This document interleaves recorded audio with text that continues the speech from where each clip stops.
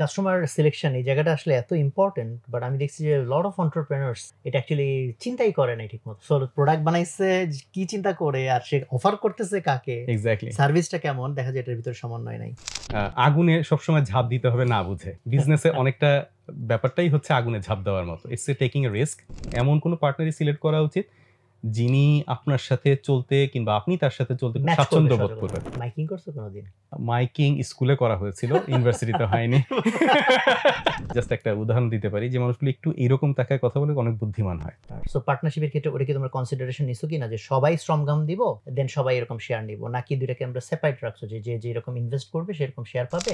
একজন ভালো লিডার কিন্তু একজন ভালো ফলোয়ারও। যিনি অন্যকে লিড করতে পারেন, উনি নিজেকেও লিড করতে পারেন, উনি ভালো ফলোও করতে পারেন। ধর্মীয় জ্ঞানটা যদি আগে থেকেই আরেকটু ভালো আসতো তাহলে I be feeling much more happier. So আমাকে যদি অনেক পিছনে চলে যেতে বলেন, আমি বলবো যে ওইটাকে আরেকটু বেশি ডেভেলপ করা তখন অনেক দরকার ছিল। সবাই সবার কাজ ঠিক মতো করে ফেলবে আর আপনাকে কোনো কষ্ট করতে হচ্ছে না। এটি একটা বিজনেসের ইম্পর্টেন্ট পার্ট, যে you make people work for you. Right. নতুন যারা এন্টারপ্রেনার হতে চায়, তো তাদের জন্য যদি প্রিসাইজলি তোমার কিছু পরামর্শ থাকে, সেরকম টপ 3টা বা 4টা পরামর্শ কি হতে পারে?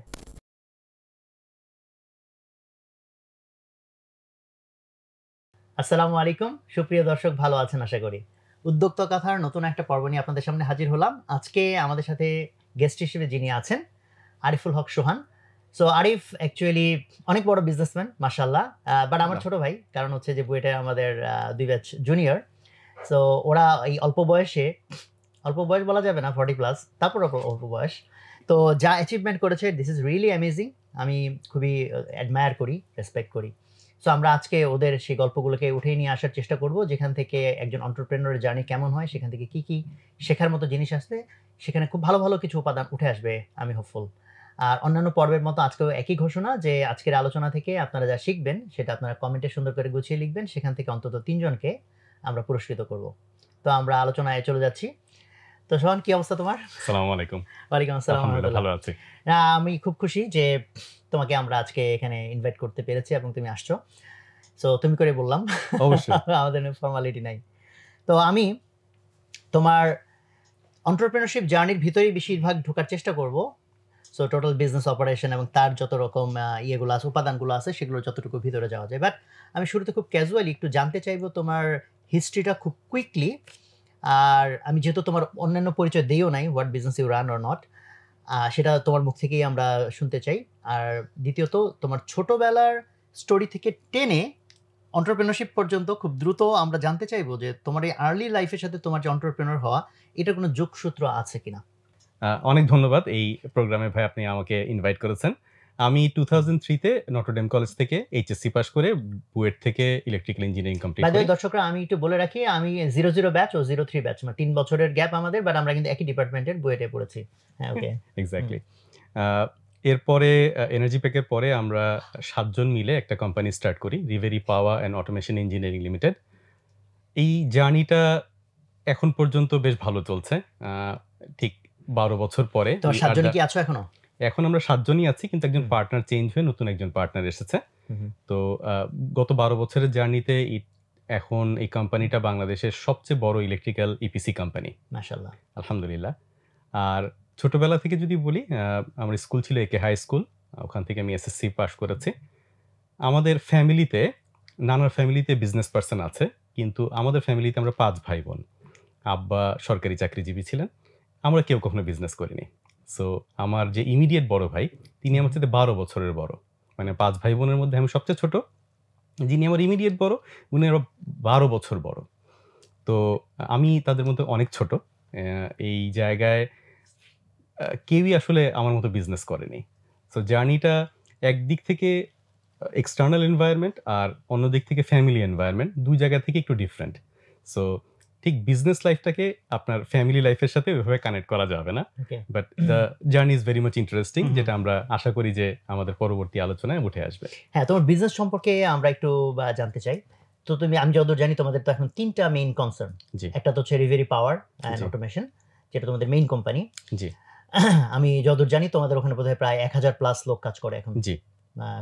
রাফি কত হবে সেটা 1100 কাছাকাছি হবে। Very good. আর আমরা অনেকে জানি স্কলার্স ইউনিভার্সিটি, এটার নামটাও তো এখন মোটামুটি সুপরিচিত, এই ভার্সিটিটাও তোমরা রান করো। এক্স্যাক্টলি। আর তোমরা লাস্ট বোধহয় রিভেরি স্কুল, একটা ইসলামিক স্কুল তোমরা এস্টাবলিশ করেছো, যেখানে বোধহয় এখন অলরেডি খুব ভালো করছে অল্প সময়ের মধ্যে। তো এই যে 3টা জার্নি, তার মধ্যে আমরা বেশি ফোকাস হয়তো রিভেরিতে করতে চাই, রিভেরি পাওয়ার যেটা, কারণ সেটা তোমাদের প্রথম জার্নি নাম্বার 1, সেখানে তো ডেফিনেটলি অনেক বেশি লার্নিং থাকে। আর নাম্বার 2, সেটা সাইজের দিক থেকেও বাংলাদেশের এখন এই সেক্টরের বিগেস্ট কোম্পানি, এবং তোমাদের কোম্পানিগুলোর মধ্যে সবচেয়ে বেশি লোক এখানেই কাজ করে। তো আমরা প্রথমে জানতে চাইবো যেটা, সেটা হলো যে মানুষজন যখন ধরো এন্টারপ্রেনারশিপে যায়, তাদের একটা ডাইলেমা থাকে যে আমি কখন শুরু করব। তার মধ্যে সব রকম এক্সাম্পলই আছে। কেউ খুব আর্লি লাইফে শুরু করে, যেমন আমার ক্ষেত্রে হয়েছে, যেটা আমি বুয়েটে জয়েন করেই উদ্ভাস শুরু করে দিছি। আবার হচ্ছে কেউ হচ্ছে কিছুদিন জব করে, কেউ আরো লেটার ফেজে করে। তো তোমার ক্ষেত্রটা হচ্ছে যে তুমি 3 বছর জব করেছো, দেন তুমি যে ইন্ডাস্ট্রিতে জব করেছো কাইন্ড অফ ওই ধরনের ইন্ডাস্ট্রিতে তুমি আবার বিজনেস শুরু করেছো। এক্স্যাক্টলি। তো এই জায়গা থেকে তোমার লার্নিংটা কি?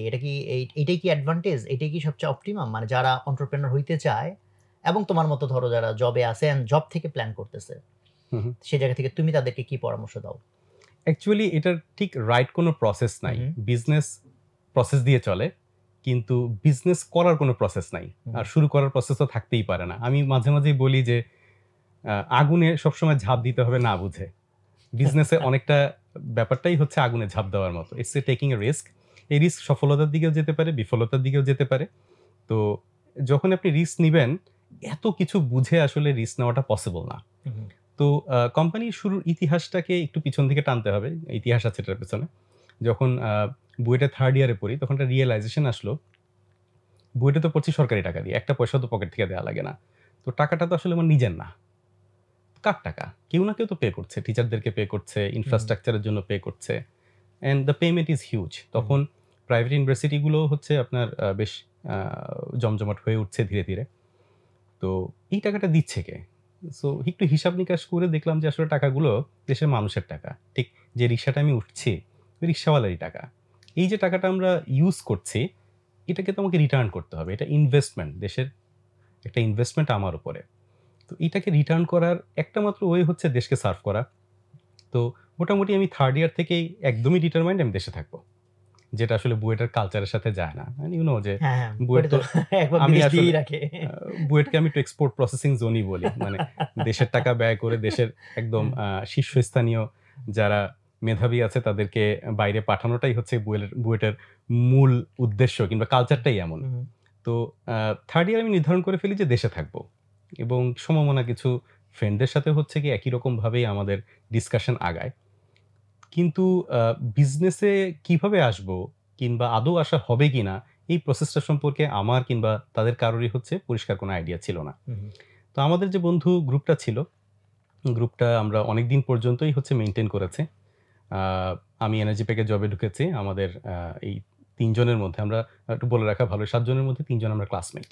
আচ্ছা, মানে বুয়েটেরই ক্লাসমেট? বুয়েটেরই ক্লাসমেট। আমি এনার্জি প্যাকে জয়েন করেছি। আমাদের এক ফ্রেন্ড আছে জাহাঙ্গীর আল জিলানি, ও রহিম আফরোজে ঢুকলো। আর আব্দুর রহমান নোবেল, ও আপনার সিমেন্সের একটা হাউস, যেখানে সলিউশন হাউস, ওখানে জবে ঢুকলো। তো এইভাবে জবও চলছিল, আর পাশাপাশি আমাদের একটা কমন প্ল্যাটফর্ম ছিল যেখানে গিয়ে আমরা একটু সময় কাটাতে পারতাম। এইটার একটা কাহিনী আছে, আমি আশা করি একটু পরে বলবো সেটাকে। সেটা হচ্ছে যে আইবিতে আমরা একটা কোর্স পরিচালনা করতাম মাইক্রো কন্ট্রোলারের উপরে। তো সেখানে আমাদের একটা নিয়মিত কোনো না কোনোভাবে একটা মিটিং সেশন হতো। মানে এই ব্যস্ত জব লাইফের সাথেও আমরা ওখানে সপ্তাহে 1 দিন কিংবা মাসে 1 দিন এরকম কোনো একটা অ্যাসোসিয়েশন আমাদের মধ্যে হতো, একটা কমিউনিকেশন ছিল। তো হঠাৎ একদিন জিলানি বলল যে একজন ইনভেস্টর পাওয়া গেছে, সো উনি আমাদের সাথে বিজনেস করতে খুব আগ্রহী। বলে রাখা ভালো যে আপনার জিলানি জবের পাশাপাশি ছোট ছোট কিছু বিজনেস করছিল। সো ওর হাতটা এই জায়গায় অনেক পাকা ছিল, কিংবা মানে এই জায়গায় ওর ব্রেনটা অনেক শার্প ছিল। তো ও প্রপোজাল পাওয়াতে আমরা একটু আশ্বস্ত হলাম, কারণ এই জায়গায় সে অনেক বেশি অভিজ্ঞ। ঠিক একই সময় এনার্জি প্যাকে যখন আমি ছিলাম, তখন আমরা 4 জন কলিগ মিলে প্রায় একই রকম একটা প্ল্যান করছিলাম। একটু ইম্যাচিউর ছিল প্ল্যানিংটা, কিন্তু প্ল্যান করছিলাম, এবং ওই প্ল্যানিংটাও আগাচ্ছিল যে আমরা আসলে একটা নতুন কোম্পানি শুরু করতে পারি কিনা। দুইটা আসলে প্যারালালি আগাচ্ছিল। তো আমি যেটা চিন্তা করলাম যে এই ২ টা গ্রুপকে নিয়ে একসাথে বসলেই মনে হয় সবচাইতে ভালো হয়। আর মনোমানসিকতার দিক থেকেও যাদের সাথে আমি মিশেছি এই গ্রুপটার সাথে, গ্রুপের সবাই খুব ভালো মানুষ। তো আসলেই কাজ হলো। মানে সবাই মিলে একটা ৭ জনের ৬ জনের সেটা একটা কত টিম। সালের কথা তাহলে? ১০ এটা না সরি ১৩-১৪? ২০১১ র ১ম দিকে কিংবা আচ্ছা। ১০ এর একদম শেষের দিকে। তো তারপরে আমরা আসলে আমাদের যিনি বর্তমান চেয়ারম্যান সাহেব আছেন, যিনি এখানে তার একটা ক্রেডিট দিতেই হয়, আমরা তাকে ইনভেস্টর বলি। তার সাথে হচ্ছে গিয়ে আমরা মিটিং করতে যাই। প্রায় বছরখানেক মিটিং চলে। মিটিং চলার পরে আমরা সিদ্ধান্ত নেই যে আমরা ধীরে, ধীরে একজন, একজন করে জব ছেড়ে আমরা রিভেরিতে জয়েন করব। তো একটা সময় তো বেতন আসতো। বেতন ভালোই আসতো। আমি যখন জব ছেড়েছি তখনও মানে একটা ভালো হ্যান্ডসাম সেলারি পেতাম। তো জিলানির তো তখন বাচ্চাও হয়ে গেছে। সো তারও একটা রিকোয়ারমেন্ট ছিল প্রতি মাসে সেলারি। তো আমরা আসলে জানতাম না যে প্রত্যেক মাসের সেলারিটা আসলে কিভাবে আসবে। বাট উই স্টার্টেড, মানে চোখটা বন্ধ করে স্টার্ট করে দিয়েছি। স্টার্ট করার পরে যেটা হলো যে আপনার এনার্জি প্যাকে যে কাজটা করতাম, আ আমি যেটা করতাম সেটা হচ্ছে টেস্টিং কমিশনিং এর কাজ করতাম। হাই ভোল্টেজ সাবস্টেশনগুলোতে আপনার টেস্টিং কমিশনিং সার্ভিস দেওয়ার জন্য বাইরে থেকে তখন পর্যন্ত লোক আনতে হতো। এনার্জি প্যাক এই জায়গাটা পায়োনিয়ার কোম্পানি, যারা হাই ভোল্টেজ সেকশনে বাংলাদেশে অনেক অবদান রেখেছে।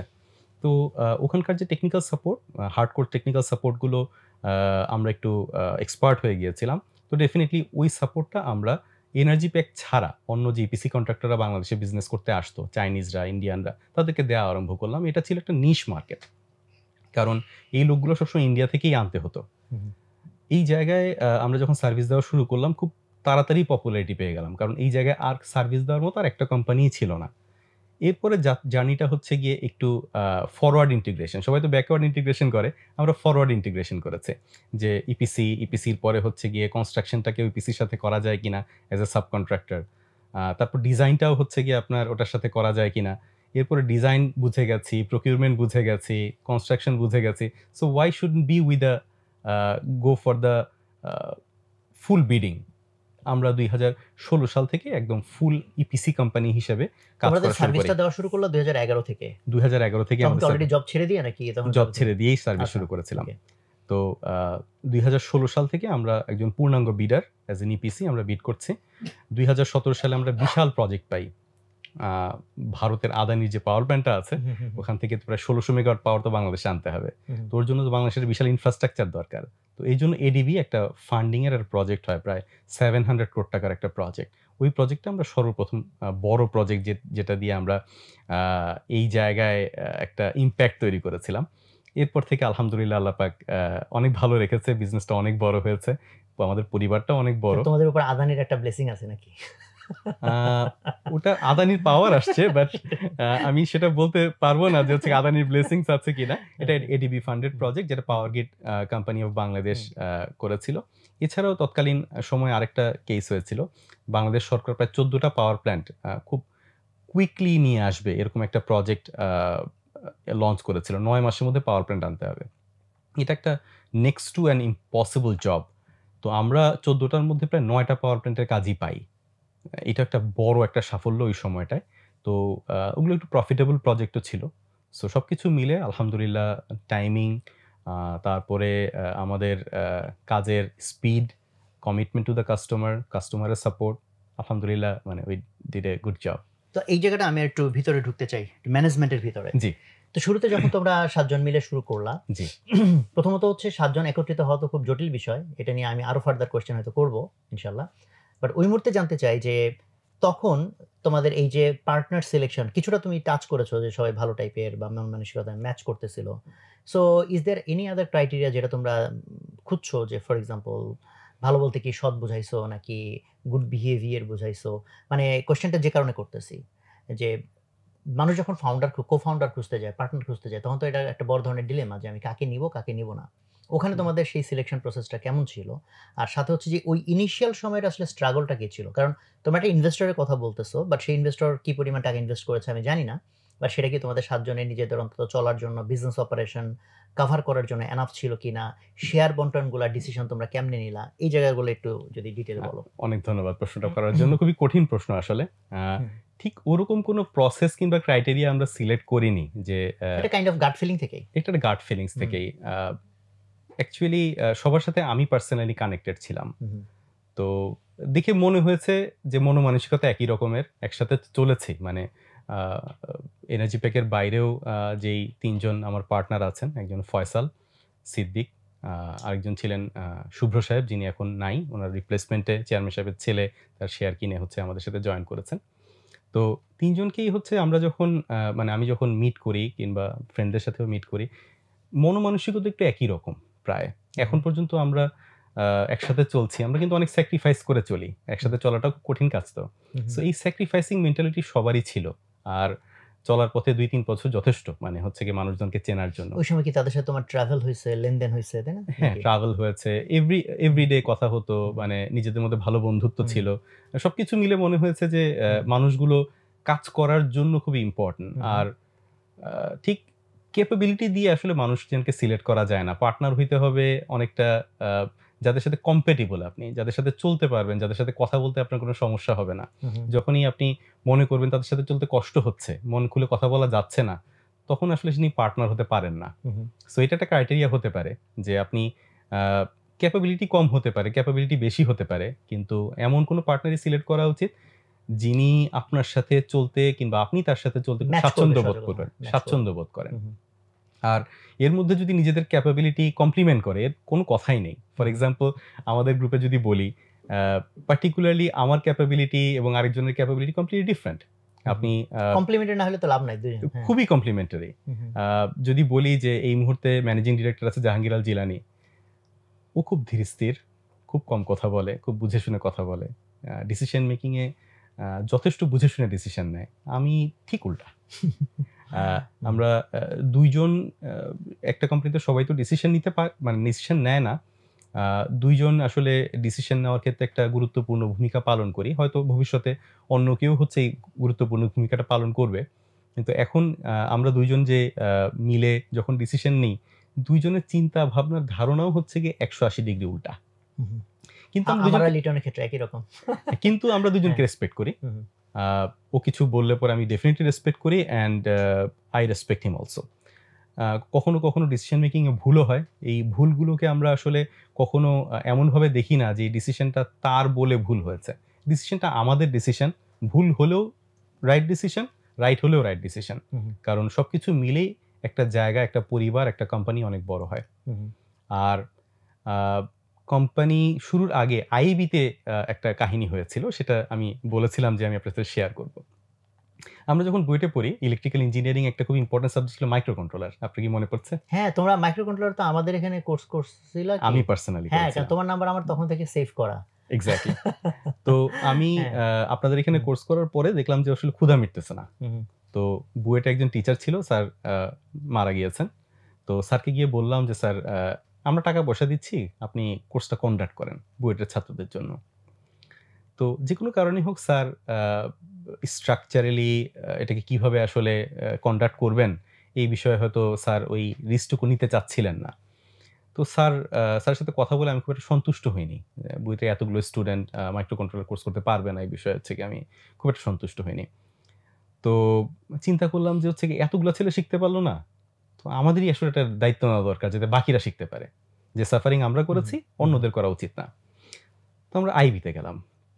আইবিতে তখন রেক্টর ছিলেন প্রফেসর হান্নান স্যার, খুবই ভালো মানুষ। তো স্যারকে গিয়ে পুরোটা বিষয় বুঝায় বলার পরে স্যার রাজি হলেন যে তোমরা এখানে মাইক্রো কন্ট্রোলের কোর্স করো। এরপরে স্যার টাকা পয়সার ব্যবস্থা করে দিলেন, আমরা ল্যাব করলাম, আমরা মাইক্রো কন্ট্রোলের কোর্স শুরু করলাম। প্রায় ১৭টা কোর্স আমরা কন্ডাক্ট করেছি আইবিতে। ঠিক এটার জন্যই আমাদের নিয়মিত একটা ইন্টারভেলে নিজেদের মধ্যে একটা দেখা সাক্ষাৎ হতো।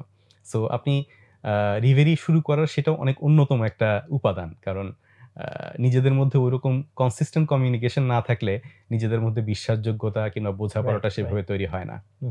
তো শুরুতে আরো যেটা জিজ্ঞেস করছিলাম যে তোমাদের শেয়ার স্ট্রাকচার বা ওই জিনিসগুলো যখন চিন্তা করছো, যেমন কোয়েশ্চেনটা যে কারণে যখন কেউ এরকম পার্টনারশিপে যায়, মোস্টলি বাংলাদেশে মুখে মুখে হয়ে যায়, তখন অনেক জিনিস যেগুলো তারা সর্ট আউট করে না, পরে ওগুলো নিয়ে দ্বন্দ্ব হয়। তোমাদের ক্ষেত্রে সেটা কেমন ছিল? আর নাম্বার 2, যেমন হচ্ছে কেউ সাইলেন্ট পার্টনার আর কেউ হইতেছে অ্যাক্টিভ পার্টনার। সো পার্টনারশিপের ক্ষেত্রে ওটা কি তোমরা কনসিডারেশন নিছো কিনা যে সবাই শ্রমঘাম দিব দেন সবাই এরকম শেয়ার নিব, নাকি দুইটাকে আমরা সেপারেট রাখছো যে যে যেরকম ইনভেস্ট করবে সেরকম শেয়ার পাবে, বাদ বাকি সে শ্রম দিলে সেটার বিনিময়ে সে ইয়ে পাবে, সম্মানই পাবে? ওই স্ট্রাকচারটা কেমন ছিল? এই জায়গায় আমি আমার ফ্রেন্ড জাহাঙ্গীর আল জিলানীকে আসলে ধন্যবাদ দিতে চাই। প্রথম দিকেই ও যেটা বলে আসছে যে সবার শেয়ার হবে সমান। ও যেহেতু আগে বিজনেস করে আসছে একটু, তো এই বিষয়ে আসলে খুব পূর্ণাঙ্গ ধারণা ছিল যে শেয়ারের স্ট্রাকচারে যদি কেউ কম বেশি থাকে আলটিমেটলি এই বিষয়টা বাইট করে। বাট উল্টা বাইট করে না, যেমন ধরো যে সবাইকে সমান দিলাম, বাট একজন অনেক বেশি কন্ট্রিবিউট করতেছে আরেকজন করতেছে না, তখন পরে গিয়ে আবার তার মধ্যে এরকম ফিল হয় না যে ভাই আমি সব করতেছি ও আমার সমান শেয়ার নিয়ে যাচ্ছে? এই ফিলটা আসলে পরে কম্প্রোমাইজ করাটাই খুব ইম্পর্টেন্ট। যিনি এই কাজটা করছেন definitely he is a capable person. Capable পারসনদের লিডারশিপও ভালো হতে হবে, আর লিডারদের অন্যতম কাজ হচ্ছে কম্প্রোমাইজ করা, স্যাক্রিফাইস করা। সো তাকে আসলে এই জায়গায় কম্প্রোমাইজ করতে হবে। একসাথে থাকতে হলে অনেক ঝামেলাই তো ফেস করতে হয়, কিন্তু অনেক ঝামেলা কিন্তু সমাধানও হয়ে যায়। তো গ্রেটার ইন্টারেস্টের জন্য এই বিষয়ে চিন্তাই করা যাবে না, চিন্তা ভাবনার জায়গাটা এখানে নিয়ে যাওয়াই যাবে না। সো আমরা আসলে সবাই ইকুয়াল শেয়ারে শুরু করি। আর আপনার যেটা বললেন যে ইনভেস্টমেন্ট, আমাদের বিজনেসের টোটাল ইনভেস্টমেন্ট ছিল মাত্র 6 লক্ষ টাকা। আচ্ছা, এবং এটাই শুরু, এটাই শেষ, এরপরে আর কোনো ইনভেস্টমেন্ট করতে হয়নি। যিনি তোমাদের চেয়ারম্যান যিনি ইনভেস্ট করেছিলেন সেটার সহধল বলতেছো 6 লাখ টাকা? আচ্ছা, তাহলে তোমরা যে কাজগুলো ধরো, তোমাদের সার্ভিস টাইপের জিনিস ছিল, সো তোমাদের ক্যাপিটাল ইনভেস্টমেন্টের দরকার ছিল না। আমাদের প্রথম দিকেই বিশাল ক্যাপিটাল ইনভেস্টমেন্টের দরকার হয়েছিল, কারণ টেস্টিং ইকুইপমেন্ট গুলো অনেক কস্টলি ছিল, বেশ কয়েক কোটি টাকা। ওই টাকা কিভাবে জোগাড় করলা? এটাকে একটু ইনডাইরেক্ট ফর্মে আমাদের চেয়ারম্যান সাহেবের কাছ থেকে এসেছে। পার্টিকুলারলি আমরা ওনার একটা বিল্ডিং বাসা ছিল ধানমন্ডিতে, সেটাকে আমরা ব্যাংকে মর্টগেজ করে ওখান থেকে টাকা বের করেছিলাম এটা কেনার জন্য। সেটাকে ইনভেস্ট বলতে পারি, বাট ক্যাশ ইনভেস্টমেন্ট ওই 6 লাখ টাকাই ছিল। বুঝতে পারছি। আচ্ছা, তো বাট উনি এত বড় রিস্ক নিলেন, বাসা মর্টগেজ দিয়ে দিলেন? হ্যাঁ, দিলেন তো। ওকে, তারপর থেকে একটু যদি বলো, এরপরে তোমাদের ওই মুহূর্তে কি আর কোনো স্ট্রাগল ছিল, নাকি আসলে তোমাদেরকে ইনিশিয়াল ফেজ আর কোনো স্ট্রাগল ফেস করতে হয় নাই? পার্টিকুলারলি আপনার যে সকল মাল্টিন্যাশনাল কোম্পানিগুলো সার্ভিস দিয়ে আপনার কোটি কোটি টাকা বাংলাদেশ থেকে নিয়ে আসছিল, তারা আমাদেরকে খুব একটা সহায়তা করবে এই বিষয়ে তো মনে হয় না যে আপনি একমত হবেন। না, প্রশ্নই আসে না। সো খুবই স্ট্রাগল ফেস করেছে। প্রথমত যেটা হয়েছে যে মাল্টিন্যাশনাল কোম্পানিগুলো থেকে লোক আসতো বিভিন্ন জায়গা থেকে, পার ডে $1,000, $1,500, আর আমাদের একটা প্রজেক্টের ভ্যালুই থাকতো সবকিছু মিলে আপনার 20 লাখ টাকা, 25 লক্ষ টাকা। সো ওরা 1 বছর ধরে সার্ভিস দিলে পরে 3 কোটি টাকা বিল আসবে, আর হচ্ছে কি আমরা সার্ভিস দিলে 20 লক্ষ টাকা বিল আসবে। তো এই জায়গায় ওদের বেশ ক্ষতি হয়ে যাচ্ছিল। তো বিভিন্ন সময়ে আপনার এই কোম্পানিগুলো থেকে আমাদের কাস্টমারগুলোর কাছে আমাদের নামে অভিযোগ করা হতো। পার্সোনালি আমি নিজেও প্রচুর অ্যাবিউসের শিকার হয়েছে। বাট তোমাদের কাস্টমার বলতে মূলত পাওয়ার সেক্টরে যারা, পাওয়ার জেনারেশন, জি, জেনারেশনে যারা ছিল, নাকি জেনারেশন, ডিস্ট্রিবিউশন, ট্রান্সমিশন, আমরা 3টা জায়গাতেই বিজনেস করি। সো এই 3টা জায়গাতেই হচ্ছে যে আপনার বেশ কিছু হার্ডল ফেস করেছি, তবে ডিস্ট্রিবিউশনে অনেক কম ফেস করেছি। এখন বিষয়গুলো অনেক সহজ। যে কোম্পানিগুলো সমস্যা তৈরি করতো তারাই এখন দেখা যাচ্ছে আমাদের বড় বড় ভেন্ডার। সো সেখান থেকে আমরা অনেক সহায়তাই পাই, মানে সেই ক্রিটিসিজম এখন আর ফেস করতে হয় না। বাট ওই ক্রিটিসিজম, ওটা জাস্ট গায়ের চামড়া মোটা হলেই হয়। বাট ম্যাটেরিয়ালিস্টিক কোনো বাধা, লাইক তোমাদের বিজনেস করতে তারা বাধা তৈরি করতেছে, বা এই জাতীয় কোনো স্ট্রাগল ফেস করতে হয়েছে কিনা? না, ক্রিটিসিজম গুলো কমপ্লিটলি আপনার ম্যাটেরিয়ালিস্টিক, মানে they don't do it by mouth, by letter, তারপরে হচ্ছে গিয়ে ব্লক করার জন্য চেষ্টা। এমনও এসেছে যে আমাদের প্রোডাক্টগুলো যদি হচ্ছে অন্য কেউ কমিশন করে, আমরা ওয়ারেন্টি দিব না। সো কাস্টমারের জন্য তো একটা বিশাল হার্ডলস যে তারা আসলে কি ডিসিশনটুকু নেবে। আমরা অনেক কাস্টমারকেই পেয়েছি বেশ সাপোর্টিভ এসকল বিষয়। সো তারা আমাদের হয়ে তাদের মানে এগেইনস্টে ফাইট করেছে দেশি কোম্পানিকে আসলে সাপোর্ট দেওয়ার জন্য। অবশ্যই বলতে হবে যে কাস্টমারের সাপোর্ট এবং অন্যান্য সাপোর্ট না পেলে একটা জায়গায় কাজ করা তো অবশ্যই খুব মুশকিলের বিষয়। বাট এটা ওভারকাম করার ক্ষেত্রে আর কোনো তোমার সিক্রেট ওয়েপন ছিল কিনা, নাকি যে ধরো কাস্টমাররা তোমাকে সাপোর্ট করতেছে, এনিথিং এলস? আসলে যেখানে আপনার পাওয়ার বিজনেসটা খুবই প্রোপ্রাইটারি টাইপের বিজনেস, খুবই কম, এখানে ইজ অফ ডুইং বিজনেস নাই বললেই চলে। পাওয়ার নামই তো পাওয়ার। আপনার বেশ কঠিন এই জায়গায় মার্কেট পেনিট্রেশনটা খুবই কঠিন একটা কাজ। সো আমরা এখন পর্যন্ত যারা এই সেক্টরে কাজ করি সংখ্যাগুলো খুবই কম, হার্ডলি 4-5টা কোম্পানি। এত পুরাতন হওয়া সত্ত্বেও, এত বড় পাওয়ার সেক্টরে হওয়া সত্ত্বেও খুব কম সংখ্যক কোম্পানি এখানে কাজ করে। তো এই জায়গায় ভেন্ডরের সংখ্যাও খুব অল্প। তো আপনার তাদের কাছ থেকে হেল্প পাওয়া ছাড়া মানে ধীরে ধীরে ওখানে একটু অপ্রতিরোধ্য হয়ে যেতে হবে। কাস্টমারের হেল্প বলেন, এক ভেন্ডরের সাথে হচ্ছে আরেক ভেন্ডরের একটু দূরত্ব তৈরি করা, কিংবা ওখান থেকে একটু মানে একটা পলিটিক্যাল ব্যাপার আর কি, এইভাবে হচ্ছে কিছু সুবিধা আদায় করে নেওয়া, ধীরে ধীরে হচ্ছে কি এটাকে একটু বড় করা। So this is the way it goes. I mean there is no straightforward process completely. এখানে পলিটিক্যালও অনেক ইস্যু থাকে। সো সবকিছু মিলেই আপনার এটাকে হ্যান্ডেল করতে হবে। তো তোমরা যখন 7 জন মিলে শুরু করলাম, প্রথমে কি তোমাদের এমপ্লয়ি নিয়েছিল নাকি আরো অনেক লেটার স্টেজে গিয়ে? আমরা প্রথমেই নিজেরাই এমপ্লয়ি ছিলাম, আর আমরা একটা স্ট্র্যাটেজি ফলো করেছি যে এই জিনিসটা তখন বুমেরাং হয়েছিল কিন্তু এখন খুব ভালো কাজে লাগছে। আমরা প্রথমেই চিন্তা করেছিলাম যে আমরা কোনো অভিজ্ঞতা প্রাপ্ত লোককে নিব না, আমরা ফ্রেশ লোকজনকে নিব, and will build them up. এটা বেশ কাজে লেগেছে। তখন যেটা হয়েছে যে আপনার মানে একদম আনকোরা মানুষ, পাওয়ার সেক্টরে জব করছে, অ্যাকসেপ্টেন্সের ইস্যু আছে। তো আমাদের 6 জনকেই একদম ফিল্ডে দৌড়াতে হতো পার্সোনালি, বেশ টায়ারিংও ছিল। আর যারা এখানে জয়েন করেছিলেন তাদের তো আসলে শেখার বিষয় আছে। একটা জায়গায় পাওয়ার সেক্টর এমন একটা জায়গা যেখানে আউটপুট দিতে একটা ছেলের প্রায় 3 বছরের মতো সময় লাগে। তো ওই জায়গাটা বেশ আমাদের জন্য কষ্টকর হয়েছিল, কিন্তু যারা জয়েন করেছিলেন তাদের জন্য কষ্টকর ছিল, মানে তাদের শেখা এবং শিখে আউটপুট দেওয়া। বাট তাদের জন্য শেষ পর্যন্ত মানে এত বছর পরে তারাও খুব লাভবান, আমরাও খুব লাভবান। They become one of the leaders. এটা সম্পর্কে আরেকটু জানতে চাই, কারণ আমাদের কোম্পানিতে সেম প্রায় ধরতে পারো 95% হচ্ছে মোস্টলি ফার্স্ট জব, প্রথম আমরা ওই এক্সপেরিয়েন্স দেখে নিই না, যদিও এটি তো কমন ট্রেন্ড এক্সপেরিয়েন্স দেখে নেওয়া। বাট তোমার ক্ষেত্রে এটা ফিলোসফি কি ছিল? কেন তুমি চিন্তা করলা যে এক্সপেরিয়েন্স দেখে নিবা না? এক্সপেরিয়েন্স নিতে তো টাকা একটু বেশি লাগে, সেটা কি কোনো চ্যালেঞ্জ ছিল নাকি? Did you have anything? প্রথম দিকে তো ডেফিনেটলি এটা একটা চ্যালেঞ্জই, বাট সবচেয়ে বড় চ্যালেঞ্জ ছিল যে তৈরি লোকজন এই সেক্টরে পাওয়া যায় না, এখনো পাওয়া যায় না। দ্বিতীয় ব্যাপার হচ্ছে যখন কোম্পানিটা একটু বড় হতে শুরু করলো, আমরা জিনিস লক্ষ্য করতে শুরু করলাম যে এক্সপিরিয়েন্স লোকজন আসলে কালচারটাকে মডিফাই করে ফেলে। এক্সপিরিয়েন্স লোকজন বাইরে থেকে একটা কালচারও নিয়ে আসে, তাকে আগে আনলার্ন করাইতে হয়। সেটা আসলে একটা অসম্ভব বিষয়। তো আরেকটা জিনিস আমাদের খুবই দরকার ছিল কোম্পানির প্রতি ওনারশিপ। ফার্স্ট জব অনেকটা ফার্স্ট লাভের মতো, মানে মানুষজন ভুলতে পারে না। সো যখন একটা ছেলে এখানেই তার জবটা ক্যারিয়ারটা শুরু করে, তখন এর প্রতি যে মায়াটা তৈরি হয়, যে ওনারশিপ তৈরি হয়, এটা কখনো একটা অভিজ্ঞতা সম্পূর্ণ মানুষকে দিয়ে আসলে আনাটা সম্ভব না। এখন পর্যন্ত যারা আমাদের কোম্পানির টপ পজিশনগুলোতে আছে, দেখা যাবে যে কোম্পানির বয়সও যেমন, তাদের মানে এখানে চাকরির বয়সও তত। But they are doing the wonder here. মানে তোমরা কি এটা কি তাহলে সচেতনভাবে সিদ্ধান্তটা নিয়েছো? যেমন হচ্ছে তুমি এক্সপেরিয়েন্স লোক নিলে শর্ট টার্মে গেইন অনেক হাই, এক্স্যাক্টলি এসে রেজাল্ট দিয়ে দিবে। আর নতুন লোক নিলে হচ্ছে লং টার্মে হাই গেইন, কিন্তু শর্ট টার্মে তো অনেক স্ট্রাগল। সেটা কি তোমরা ঠিক এইভাবে চিন্তা করে? আমরা ঠিক এইভাবে চিন্তা করি সামনে এগিয়েছে। একটা সময় এমন হতো যে কাস্টমার বলতো যে এত কম এক্সপেরিয়েন্স প্রজেক্ট ম্যানেজার আমার কোম্পানিতে পাঠাবেন না। এখন উনি ছিলেন আমাদের কোম্পানির সবচেয়ে বেস্ট এক্সপেরিয়েন্স পারসন। আমার খেয়াল আছে যে একটা প্রজেক্টের রিকোয়ারমেন্ট ছিল, এটা রিটার্ন রিকোয়ারমেন্ট, যে প্রজেক্ট ম্যানেজারকে minimum 15 years of working experience হতে হবে। তো যিনি যাকে আমরা পাঠাবো তার ম্যাক্সিমাম ওয়ার্কিং এক্সপিরিয়েন্স 4 থেকে 5 বছর। বাট কাস্টমার অ্যাকসেপ্ট করেছে, শেষ পর্যন্ত কাস্টমার অ্যাকসেপ্ট করেছে। এক্সপেরিয়েন্স আছে আমাদের টিম তো খুবই ইয়াং টিম। তো আমাদের যে প্রহরী যে প্রজেক্টটা, ভেহিকল ট্র্যাকার আমরা লাগাই, তো এক লোকের গাড়ি, দামি গাড়ি, তো যে গেছে একে তো বয়স কম, দ্বিতীয়ত এমনিও খুব ছোটখাটো, সে ওই ছেলেকে দিয়ে কোনোভাবে ইনস্টল করতে দেবে, হয়রাজ ও ছিল ওই টিমের সবচেয়ে বেস্ট পারফর্মার, বাধ্য হয়ে ওর চেয়ে বড় সড়ো আরেকজনকে পাঠাইছি যার এক্সপিরিয়েন্স ওর চেয়ে কম ছিল। যাই হোক, হ্যাঁ এক্স্যাক্টলি। সো এই ঝামেলাগুলো ফেস করতেই হবে, কিন্তু লং রানে এটার বেনিফিট অনেক হাই।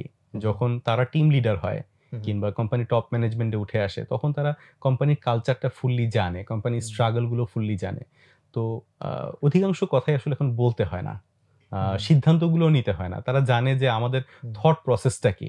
ঠিক একটা ফ্যামিলির আমি যেমন জানি আমার বাবা কিভাবে চিন্তা করে, ঠিক ওরা জানে যে আমি কিভাবে চিন্তা করি। বাট তোমাদের জন্য এটা সহজ হয়েছে বিকজ তোমরা এই জায়গার অলরেডি এক্সপিরিয়েন্স হোল্ড করো, তোমরা নিজেরা জানো, যে কারণে তোমরা ওদেরকে শিখাই নিতে পারছো। এক্স্যাক্টলি। সেটা না হলে তো অ্যাকচুয়ালি আবার এই model would be very difficult, যেখানে তোমার এই ডোমেইন নলেজটা এত ইম্পর্টেন্ট। ডোমেইন নলেজ ছাড়া তো কোনো বিজনেসই ভাই করা যাবে না। পার্টিকুলারলি আপনি চাইলে পরেও এখন জুসের বিজনেস করাটা আপনার জন্য খুব মুশকিলের বিষয়। সো যে কোনো জায়গায় এক্সপার্টিস না থাকলে ওই বিজনেসটা করা উচিত না।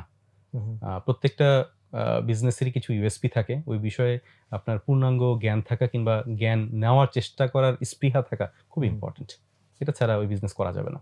ওকে, তো তোমাদের তাহলে এভাবে যেটা আগালো, তো টার্নিং পয়েন্ট কোনটাকে বলবো? কারণ ধরো তোমরা সেই ওই শুরুর যে ৭ জন সেখান থেকে আজকে ১১০০ জনের টিম, তোমার ডেলিভারি পাওয়ারের কথাই বলতেছি। জি। সো কোন জায়গাটা আসলে টার্নিং পয়েন্ট যে এত বড় হলো প্রতিষ্ঠানটা? আমি একটা জিনিস এড করতে ভুলে গিয়েছি। আমি হুম। এই জায়গাটায় এড করব, তারপরে টার্নিং পয়েন্টের দিকে যাব। আমরা কিন্তু পাশাপাশি ফ্যাক্টরিও শুরু করি। আচ্ছা। ২০১৩ সালেই আমাদের একটা ফ্যাক্টরি ছিল। কিসে? Transformer making factory. আচ্ছা। সো আমরা শুধুমাত্র যে ট্রেডিং বিজনেসে কিংবা সার্ভিস বিজনেসে গুরুত্ব দিয়েছি তা না। আমরা ম্যানুফ্যাকচারিং বিজনেসেও গুরুত্ব দিয়েছি। মানুষ তো ৭ জন। সো হুম, প্রত্যেকেরই করার জন্য কিছু না কিছু তো লাগবে। হুম, হুম, হুম, হুম। সো এই জায়গায় আমরা আ ফ্যাক্টরিটা ২০১৩ সালে এস্টাবলিশ করার পরে সেটাকে বড় করার চেষ্টা করেছি। ২০১৬ সালে আমরা নিজেদের ফ্যাক্টরিতে যাই। ২০১৩ সালে যে ফ্যাক্টরিটা ছিল সেটা ভাড়া করা ফ্যাক্টরি ছিল আচ্ছা। সাভারে। ২০১৬ সালে ওই কি আমাদের তোমরা ছোট, ছোট ট্রান্সফরমার করতা? মানে কোন ক্যাপাসিটি? আ তখন ওর 500 কেভিএ, আচ্ছা। 1000 কেভিএ করতাম। হুম, হুম। এরপরে ২০১৬ সালে আমরা আমাদের নিজস্ব ফ্যাক্টরিতে যাই, যেটা এই মুহূর্তে পাঁচদোনা নরসিংদীতে অবস্থিত। এখানে আমরা মোটামুটি ছোট ট্রান্সফরমার কমই করি। একটু বড় সাইজের ট্রান্সফরমার করি। মানে ১০ এমভিএ কিংবা ১৫ এমভিএ এই সাইজের। যারা দর্শক আছেন তাদের জন্য বলছি, ১০ এমভিএ মানে একটা আসলে এলাকা কাভার করা যায়। হুম। আ আর ৩০ এমভিএ দিয়ে মোটামুটি একটা জেলা কাভার করা যায়। সেই আপনার একটু নেত্রকোনা কিংবা রাজশাহী, রাজশাহীটা বড় এরিয়া। নেত্রকোনা কিংবা আপনার পঞ্চগড় এই ধরনের একটা ফুল জেলা জেলা। ৩০ কিংবা ৫০ মেগাওয়াটে কাভার করে ফেলা সম্ভব। তো আমাদের ফ্যাক্টরিতে এই লেভেলের প্রোডাক্ট তৈরি হয়। হুম, হুম। তো আমরা অতি সম্প্রতি জাপানিক ইকোনমিক জোন একটা জমি কিনেছি আমাদের ফ্যাক্টরি থেকে এক্সপোর্ট ওরিয়েন্টেড মার্কেটটাকে ক্যাচ করার জন্য এবং এক্সপোর্ট এই জায়গাটাকে ফোকাস করার জন্য। So it's going to be new factory. সেখানে আমরা ইনভেস্টমেন্টে যাচ্ছি আমাদের ক্যাপাসিটিটাকে আরো বড় করে, সেটা যাতে আমরা ৩০০ কিংবা ৫০০ এমভিএ ট্রান্সফর্মার ম্যানুফ্যাকচারিং দিয়ে যেতে পারি। আর যেটা আপনি প্রশ্ন করলেন সেটা হচ্ছে যে আমাদের টার্নিং পয়েন্ট কোথায় ছিল? আমাদের টার্নিং পয়েন্ট ছিল যে ২০১৭ সালে হচ্ছে গিয়ে বড় একটা কন্ট্রাক্ট পাওয়া। আ পার্টিকুলারলি একটা কন্ট্রাক্ট এডিবির ফান্ডের যখন কন্ট্রাক্ট এসছিল তখন মানে দ্যাট ওয়াজ সো বিগ মার্কেটে। আদানিরটা যেটা বললাম। আদানিরটা। So that was so big and so impactful যে মার্কেটে আমাদের অবস্থান আসলে ঠিক এক রাতের মধ্যেই পরিবর্তন হয়ে গেছে। এটা একটা মানে সেটা ইম্প্যাক্টফুল পাওয়াটা কি বিজনেস। যে ইউ আর লাকি, অথবা নাকি ওটার পিছনে তো মেটিকুলাসলি খুব কোনো ফাটাফাটি কোনো প্ল্যান কাজ করেছিল? একদমই কোনো প্ল্যান কাজ করেনি। কমপ্লিটলি এটা একটা আ আনপ্ল্যান্ড এবং আল্লাহর পাকের কাছ থেকে একটা গিফট। অ্যাকচুয়ালি আমরা বিডার খুঁজছিলাম যাদের সাথে আমরা বিডিংটা করতে পারি। শুধু ওই প্রজেক্ট না, তার আগেও অনেকগুলো প্রজেক্ট হয়েছিল যার জন্য বিডার খুঁজছিলাম। কিন্তু বিডার পাওয়া যাচ্ছিল না। তো হঠাৎ করে একদিন এক আ কোরিয়ান, যিনি হচ্ছেন গিয়ে আমাদের সাথে ১ম দিকে কিছু বিজনেস করতেন। উনি এসে বললেন যে, "আমার কাছে একটা পার্টনার আছে কিন্তু তারা বাংলাদেশী কাউকে খুঁজে পাচ্ছে না বলে বাংলাদেশে কাজ করবে না।"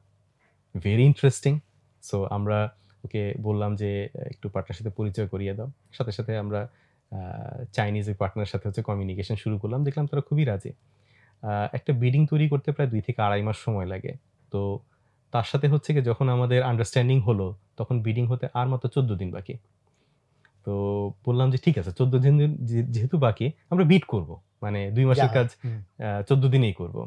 তো মোটামুটি ৭ দিনেই বিড প্রিপারেশন হয়ে গেল। বিডিং করলাম, কাজটাও পেয়ে গেলাম। সো সবকিছু মিলে বিষয়টা একটু কাকতালীয় ছিল।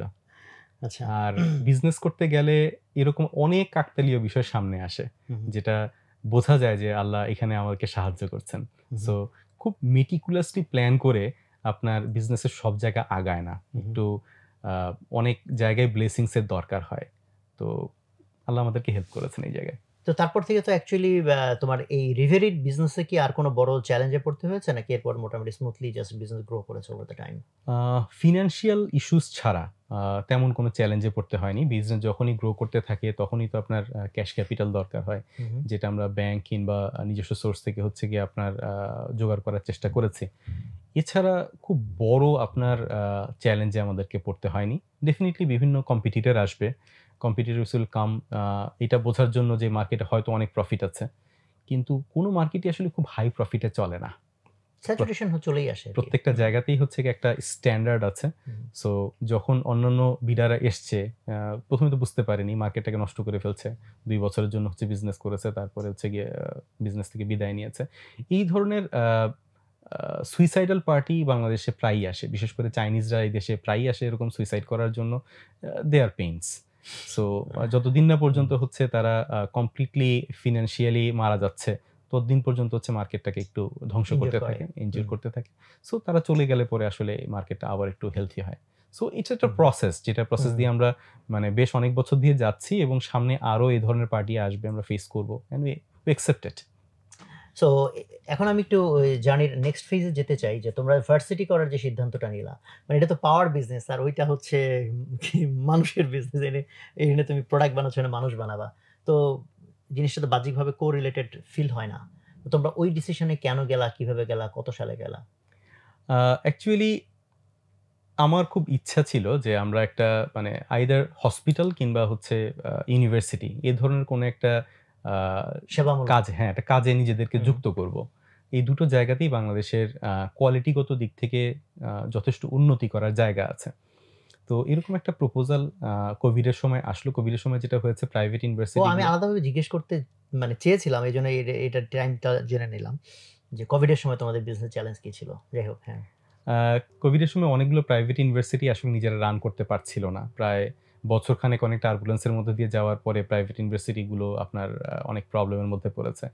তো এই জায়গায় হঠাৎ করে একজনের সাথে দেখা হয়ে গেল, যিনি পার্সোনালি খুব ভালো মানুষ। এখন উনি ইউনিভার্সিটির চেয়ারম্যান। তো স্যার যেটা হয়েছে যে আপনার উনি বিজনেসম্যান না, বিজনেস ব্যাকগ্রাউন্ড থেকে আসেন না, এজ এ জব হোল্ডার, যে কোনোভাবে হোক একটা লাইসেন্স পেয়েছে ইউনিভার্সিটির। কিন্তু এটাকে রান করার জন্য যে ক্যাশ ক্যাপিটাল দরকার ছিল, বিশেষ করে কোভিডের মুহূর্তে, এটা ওনার কাছে ছিল না। তো আসলে ইউনিভার্সিটিটা ফেল করছিল, মানে it's about to be collapsed. তো স্যারের সাথে মিট করে দেখলাম যে মানে ওনার সাথে কাজ করা যায়। So we have been co-opted to the board of trustees of university of scholars. এরপর থেকে 2021 সালের মার্চ থেকে মোটামুটি রিভেরি ম্যানেজমেন্ট ইউনিভার্সিটি অফ স্কলার্সটাকে রান করছে। আর ওই সময় তোমার কোভিডের সময় কি তোমাদের পাওয়ার বিজনেসের স্ট্রাগল ছিল কোনো, নাকি না ওইটা? কোভিডের সময় সব দিক থেকে স্ট্রাগল গিয়েছে। পাওয়ার বিজনেস স্ট্রাগল তো গিয়েছে, তো অবশ্যই। কোম্পানি অনেকদিন বন্ধ ছিল, অপারেশন খুব একটা হয়নি। কোভিডের ঠিক আগে যেটা হয়েছে, আমাদের প্রজেক্টের পরিমাণ ছিল খুবই কম। আমরা খুবই একটু মর্মাহত ছিলাম এই বিষয়ে। তবে মানে আল্লাহর প্ল্যানটাই হচ্ছে কি এরকম, যে পরবর্তীতে বোঝা যায় যে কোনটা ভালো কোনটা মন্দ। যখন কোভিড শেষ হলো, মানে কোভিডের সময় আমাদের খুব বেশি কাজ ছিল না। কোভিডটা যখন শেষ হলো, প্রত্যেকটা জিনিসপত্রের দাম প্রায় দ্বিগুণ হয়ে গেছে। সো কোভিডের আগে যদি আমাদের কোনো প্রজেক্ট থাকতো, তাহলে আমাকে তো ওই টাকা দিয়ে প্রজেক্টটা শেষ করতে হতো। তার মানে কোম্পানিটা বিশাল লসে পড়তো।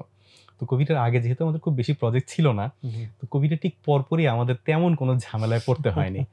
আর খুব সুবিধাজনকভাবে কোভিডের পরে বেশ কিছু প্রজেক্ট পেয়ে হচ্ছে যে আমরা ওখানে ভালো করতে শুরু করি, and we got the cash flow all right. মানে কোভিড থেকে খুব বেশি সাফার করতে হয়নি, 4-5 মাস কিংবা 6 মাসের মতো সাফার। কোভিডের আগে যেহেতু তোমাদের প্রজেক্ট কম ছিল, বাট মানে ভার্সিটিতে ইনভেস্ট করার মতো ক্যাপিটাল অলরেডি তোমাদের হাতে ছিল। ভার্সিটিতে ইনভেস্টমেন্টটা আসলে খুব গ্র্যাজুয়াল একটা ইনভেস্টমেন্ট ছিল। মানে বিষয়টা ঠিক ওয়ান শট ইনভেস্টমেন্ট ছিল না। সো ভার্সিটি খুব বড় প্রেসার ফেলেছে তা না। বাট এটাও রিস্কি ডিসিশন ছিল না, কারণ কোভিড কতদিন চলে না চলে, ভার্সিটি অলরেডি সাফার করতেছে। সো তোমাদেরকে তাহলে সেই সাফারিংটা আসলে কিনতে হচ্ছে। তো তখন তোমরা এই সিদ্ধান্ত কিভাবে নিলা, কি চিন্তা করে? আগুনে তো ভাই না বুঝি ঝাঁপ দিতে হবে। সো এটা কখনোই হচ্ছে যে আপনার ক্যালকুলেট করে এই সিদ্ধান্ত নেওয়া যাবে না। একটা মানে কি বলবো, একটা ইনটিউশন কাজ করতে হবে যে না, এটা পসিবল, মানে এটা নিয়ে কাজ করা পসিবল, এখানে ওয়ে আছে বের হয়ে আসার। সো ঢুকলে পরে বুঝতে পারবেন যে হচ্ছে ওয়েটা কি। সো আমি জানতামও না যে আসলে একটা ইউনিভার্সিটি কিভাবে চলে, বাংলাদেশ ইউনিভার্সিটি কিভাবে চলে, আমাদের কোনো ধারণা ছিল না, but we learned it. So ধরো 20 বা 21 থেকে 24 মাত্র তো 3-4 বছর তোমরা এটা ম্যানেজমেন্টের মধ্যে ঢুকেছো। সো আমি এখন একটু ওই পার্টে যাব, কারণ এতক্ষণ যে বিজনেসটা নিয়ে আমরা কথা বললাম এটা তো B2B, যদিও আমি আরো প্রশ্ন নিয়ে ফিরে আসবো। আর ভার্সিটিতে তো actually B2C, completely B2C customer. So nature and everything is different, thought প্রসেসটাই ডিফারেন্ট। হ্যাঁ, তো সেই জায়গা থেকে একটু বলো যে তোমার এতদিনের যে জার্নি, সেটার কোন পার্ট ওখানে হেল্পফুল হয়েছে, কোন পার্ট বরং আরো ড্যামেজিং হয়েছে, যে ওই আইডিয়া এখানে চলে না, ওই কন্ট্রাস্টের জায়গাটা যদি একটু ক্লিয়ার করো। রিভেরি তেমন কোনো আইডিয়া এখানে ইমপ্লিমেন্টেবল না। ইউনিভার্সিটি কমপ্লিটলি একটা নতুন প্লেস। এখানকার যারা এমপ্লয়ি আছেন তারা তো টিচার কিংবা staff, environment different, customer different, সব কিছু ডিফারেন্ট। রিভেরির সাথে ইউনিভার্সিটি অফ স্কলার্সের কোনোভাবেই কোনো জায়গাতেই কোনো মিল নাই। Marketing channel different. আমরা রিভেরিতে কোনো মার্কেটিং করি না। ইভেন ফেসবুক পেজে গেলে আপনি দেখতে পাবেন যে খুবই ডাল অবস্থা। না, ওটা তো B2B বিজনেস। তোমাদের তো B2B বিজনেসে ধারণাটাই হচ্ছে এরকম, as long as customer knows me, so I don't need to tell anybody that what I do. পাবলিকের জানার কোনো প্রয়োজন নাই। সো বিজনেস অনেক বড় হতে পারে, কিন্তু সবার জানার কোনো প্রয়োজন নাই। B2C বিজনেসটা একদমই ডিফারেন্ট। কোন চ্যানেলে আপনি মার্কেটিং করবেন, কোন চ্যানেলে কত টাকা ব্যয় হলে হচ্ছে কতজন কাস্টমার হচ্ছে কি এখানে এনরোল করবে, তো সবকিছু একটা মানে চরম ক্যালকুলেশন হয়ে দাঁড়ায়। তো এমন কোনো আইডিয়া নাই যেটা ইউনিভার্সিটিতে আমরা অ্যাপ্লাই করি নাই, যে এমন কোনো মার্কেটিং চ্যানেল নাই। মানুষকে ফোন দেওয়া থেকে শুরু করে তারপরে আপনার ডিজিটাল মার্কেটিং, টিভির মার্কেটিং, পেপারের মার্কেটিং, লিফলেট বিতরণ, কলেজে কলেজে যাওয়া, তারপর পোস্টার টাঙানো, ব্যানার টাঙানো, মানে তাবৎ এমন কোনো মার্কেটিং চ্যানেল নাই যেটা আসলে হচ্ছে কি আমরা এক্সপ্লোর করিনি। মাইকিং করছো কোনোদিন? মাইকিং স্কুলে করা হয়েছিল, ইউনিভার্সিটিতে হয়নি। এমন কিছু নাই, তবু হাজার হাজার আইডিয়া আছে যেগুলো এখন ইমপ্লিমেন্ট করা হয়নি, বাট মাথায় এসেছে ইমপ্লিমেন্টেবল। ইভেন হচ্ছে গাড়ির পিছনে স্টিকার লাগানো, বাসের পিছনে লাগানো, হ্যাঁ মানে সবই ইমপ্লিমেন্ট করা হয়েছে। অনেক বছর মানে বেশ অনেক দিন যাবত এটাকে ইমপ্লিমেন্ট করতে করতে একটা জায়গায় আসা যায় যে এই মার্কেটিং চ্যানেলটা আপনার সবচেয়ে বেশি কার্যকর। অবশ্যই মানে মার্কেটিং এর জন্য আপনার নির্দিষ্ট বাজেট থাকে, এই বাজেটটা আপনাকে এমনভাবে ব্যয় করতে হবে যাতে ম্যাক্সিমাম মানুষের কাছে আপনার নামটা গিয়ে পৌঁছায়। তো ইউনিভার্সিটি মার্কেটিং এর জন্য একটা বিশাল চ্যালেঞ্জ। তো আমরা অনেক দিন ধরে এটা গবেষণা করতে করতে দেখেছি না, এই 2-3টা চ্যানেলে হচ্ছে কি আমরা যদি 2-3টা ভালো কাজ করে। পার্টিকুলারলি আমাদের ইউনিভার্সিটির জন্য এখন আমরা 3টা মেজর অ্যাডভার্টাইজিং চ্যানেল ইউজ করি। একটা হচ্ছে ফেসবুক, যেখান থেকে সবচেয়ে বেশি কার্যকর হয়, মানে দামের হিসাবে আপনি যে কোনো জায়গাতেই আপনি আনলিমিটেড টাকা ইনভেস্ট করতে পারেন, কিন্তু দেখতে হবে যে কোন জায়গা থেকে রিটার্ন সবচেয়ে বেশি আসে। ফেসবুক থেকে রিটার্ন সবচেয়ে বেশি আসে। বাট ওখানে কি তোমাদের যখন ভর্তি বা সার্টেন সেমিস্টার ওপেন হচ্ছে, এইটাকে কেন্দ্র করে মার্কেটিং নাকি ওভারঅল ব্র্যান্ড এস্টাবলিশমেন্টের মার্কেটিং? কেউ আপনার ডাইরেক্ট মার্কেটিং নিতে পারে না। আমি যদি বলি যে ভাইয়া আমি আপনাকে এখানে আসছি শার্টটাকে সেল করার জন্য, দেখেন শার্টটা পরে আছি কত সুন্দর, ইউ উইল নট বাই ইট। যদি ভালো লাগে আপনি বলবেন যে শার্টটা তুমি কোত্থেকে কিনছো, and this is direct sales. So এই ডাইরেক্ট সেলস অ্যাপ্রোচ, এই জিনিসটা কখনোই মানুষ পছন্দ করে না যে কেউ সেলসের জন্য কোনো অ্যাডভার্টাইজমেন্ট দিচ্ছে। So better to go with the branding, brand establishment. তো ব্র্যান্ড এস্টাবলিশমেন্টের জন্য আমরা এইবারও যেটা করেছি, আমরা ব্র্যান্ড এস্টাবলিশমেন্টের জন্য বাংলাদেশ প্রিমিয়ার লিগ BPL এ রংপুর রাইডার্সকে স্পন্সর করেছি। এইবারও হচ্ছে গিয়ে আমরা BPL রংপুর রাইডার্সকে স্পন্সর করবো। রংপুর রাইডার্স সম্ভবত আপনার দেশের বাইরে যাচ্ছে খেলার জন্য, ওখানে হচ্ছে আমাদের স্পন্সরশিপ আছে। এছাড়াও আপনার বিভিন্ন জায়গায় ব্র্যান্ড এস্টাবলিশমেন্টের জন্য আমাদের বেশ কিছু কাজকর্ম করা হয়। ফেসবুকে যেটা করো সেটা কি ধরনের ব্র্যান্ড এস্টাবলিশমেন্টের ক্যাম্পেইন? এটা হচ্ছে রিপিটেটিভ, আপনি জাস্ট একটা জিনিস বারবার দেখলে পরে সেই নামটা মাথায় ঢুকে যায়। কখনোই ইউনিভার্সিটিতে আপনার হঠাৎ করে আপনার ই-কমার্সের মতো মানুষজন ভর্তি হয়ে যায় না। বিষয়টা হচ্ছে যে আপনার দিনের পর দিন তাকে এস্টাবলিশ করতে হয়, ব্র্যান্ডটাকে এস্টাবলিশ করতে হয়। যখন সত্যিকার অর্থেই কেউ বলবে যে ইউনিভার্সিটি অফ স্কলার্সে ভালো লেখাপড়া হয়, তখন আপনি বিবেচনা করবেন যে ইউনিভার্সিটির নাম কি আগে কখনো শুনেছে? সত্যিই ভালো লেখাপড়া হলো, কিন্তু আপনি নাম কখনো শোনেননি, কখনোই আপনি কাউকে ভর্তি করার জন্য সাজেস্ট করবেন না। সত্যি ভালো পড়ায় না, কিন্তু আপনি নাম অনেকবার শুনেছেন, তবু আপনি কাউকে সাজেস্ট করবেন না। তো দুইটার কোইন্সিডেন্স হওয়াটা খুব জরুরি। তো যারা ওখানে ছাত্র আছে তারা হচ্ছে আমাদের মেইন ব্র্যান্ড অ্যাম্বাসেডর, যারা সত্যিকার অর্থেই বলবে যে ইউনিভার্সিটির লেখাপড়ার পরিবেশ কেমন, কিংবা কতটুকু ফ্রেন্ডলি, সেখানে ঢুকে তার লাইফের কোনো বড় পরিবর্তন এসেছে কিনা। সো একজন ছাত্রের যদি সত্যিকার অর্থেই ভর্তি হওয়ার ইচ্ছা থাকে, সে কিন্তু আপনার কোয়েরি করবে তার পিয়ারদেরকে যে কে এখানে পড়েছে এবং সার্ভিস কেমন দেয়। এটা যেমন জরুরি। এখন ছাত্র যদি নামই না জানে ইউনিভার্সিটির, তাহলে তো আরেকটা সমস্যা, যে ভালো পড়াচ্ছে, ভালো সার্ভিস দেয়, কিন্তু আমি কখনো নাম শুনিনি, তখন হচ্ছে একটা বড় প্রবলেম হয়ে দাঁড়ায়। সো এই নামটাকে মাথার মধ্যে ঢুকানো, এটার জন্য সমস্ত ব্র্যান্ডিং চলে। ফেসবুকের কথা বলা, একটা বললা যে বড় বড় ইভেন্ট স্পন্সর করা, স্পেশালি BPL এর কথা বললা, টিভি চ্যানেলগুলোতে প্রোগ্রাম হয়। আচ্ছা, so this is our 3 big marketing channels. এছাড়া আমরা কলেজগুলোতে গিয়ে আপনার পার্সোনালি আমাদের প্রজেক্টগুলো, তারপরে নিজেদের কথাগুলো খুলে বলি, তাদের সাথে হচ্ছে ইন্টারাকশন করি, সো দ্যাট মানে তারা বুঝতে পারে, শিখতেও পারে। মানে কোনো একটা প্রজেক্ট নিয়ে যখন কথা বলছি তখন এই বিষয়ে তাদের নলেজ বাড়ে। আর কমপ্লিমেন্টারি যে প্রফিটটা হয় সেটা হচ্ছে যে তারা ইউনিভার্সিটির নাম জানতে পারে, যে ইউনিভার্সিটি অফ স্কলার্স থেকে আমরা এটা কিছু শিখতে পারি। তো লাস্ট 3-4 বছরে তোমাদের গ্রোথ কেমন এখানে ইউনিভার্সিটিতে? আমরা যখন টেক ওভার করি তখন ইউনিভার্সিটিতে এনরোল ছাত্র ছিল 650, 8টা সেমিস্টার মিলে। মাত্র আসতো 400 জনের মতো। আর এখন এনরোল স্টুডেন্ট প্রায় 6000। মাশাআল্লাহ, তাহলে তো অনেক আর growth। প্রায় 5,000 এর মতো হচ্ছে কি নিয়মিত স্টুডেন্ট আছে। Okay. So it's a massive growth. Hmm. আর কন্ট্রাস্টেড আরো জায়গায় যদি বলো, যেমন ওখানে মার্কেটিং এর সাথে এখানকার মার্কেটিং এর ডিফারেন্স বললা, ভেরি আর কি ধরনের ডিফারেন্স বলা যায়? মানুষজনগুলো ডিফারেন্ট। হুম, পার্টিকুলারলি আমরা যখন কর্পোরেট পার্সনদেরকে নিয়ে ডিল করছি, দে আর ডিফারেন্ট পিপল। and academician। আর একাডেমিশিয়ানকে যখন ডিল করছি, তারা একদমই কমপ্লিটলি ডিফারেন্ট পিপল। আমি প্রথম দিকে খুব প্রবলেম ফেস করেছি, কারণ আমি চেষ্টা করেছি যে কর্পোরেট পিপলদেরকে যেভাবে ট্রিট করি, তাদের সাথে যেভাবে কমিউনিকেট করি, হয়তো একইভাবে কমিউনিকেট করা যাবে, কিন্তু এই জিনিসটা আসলে ভালো হয়নি। পরে নিজেকে শুধরে নিয়েছে।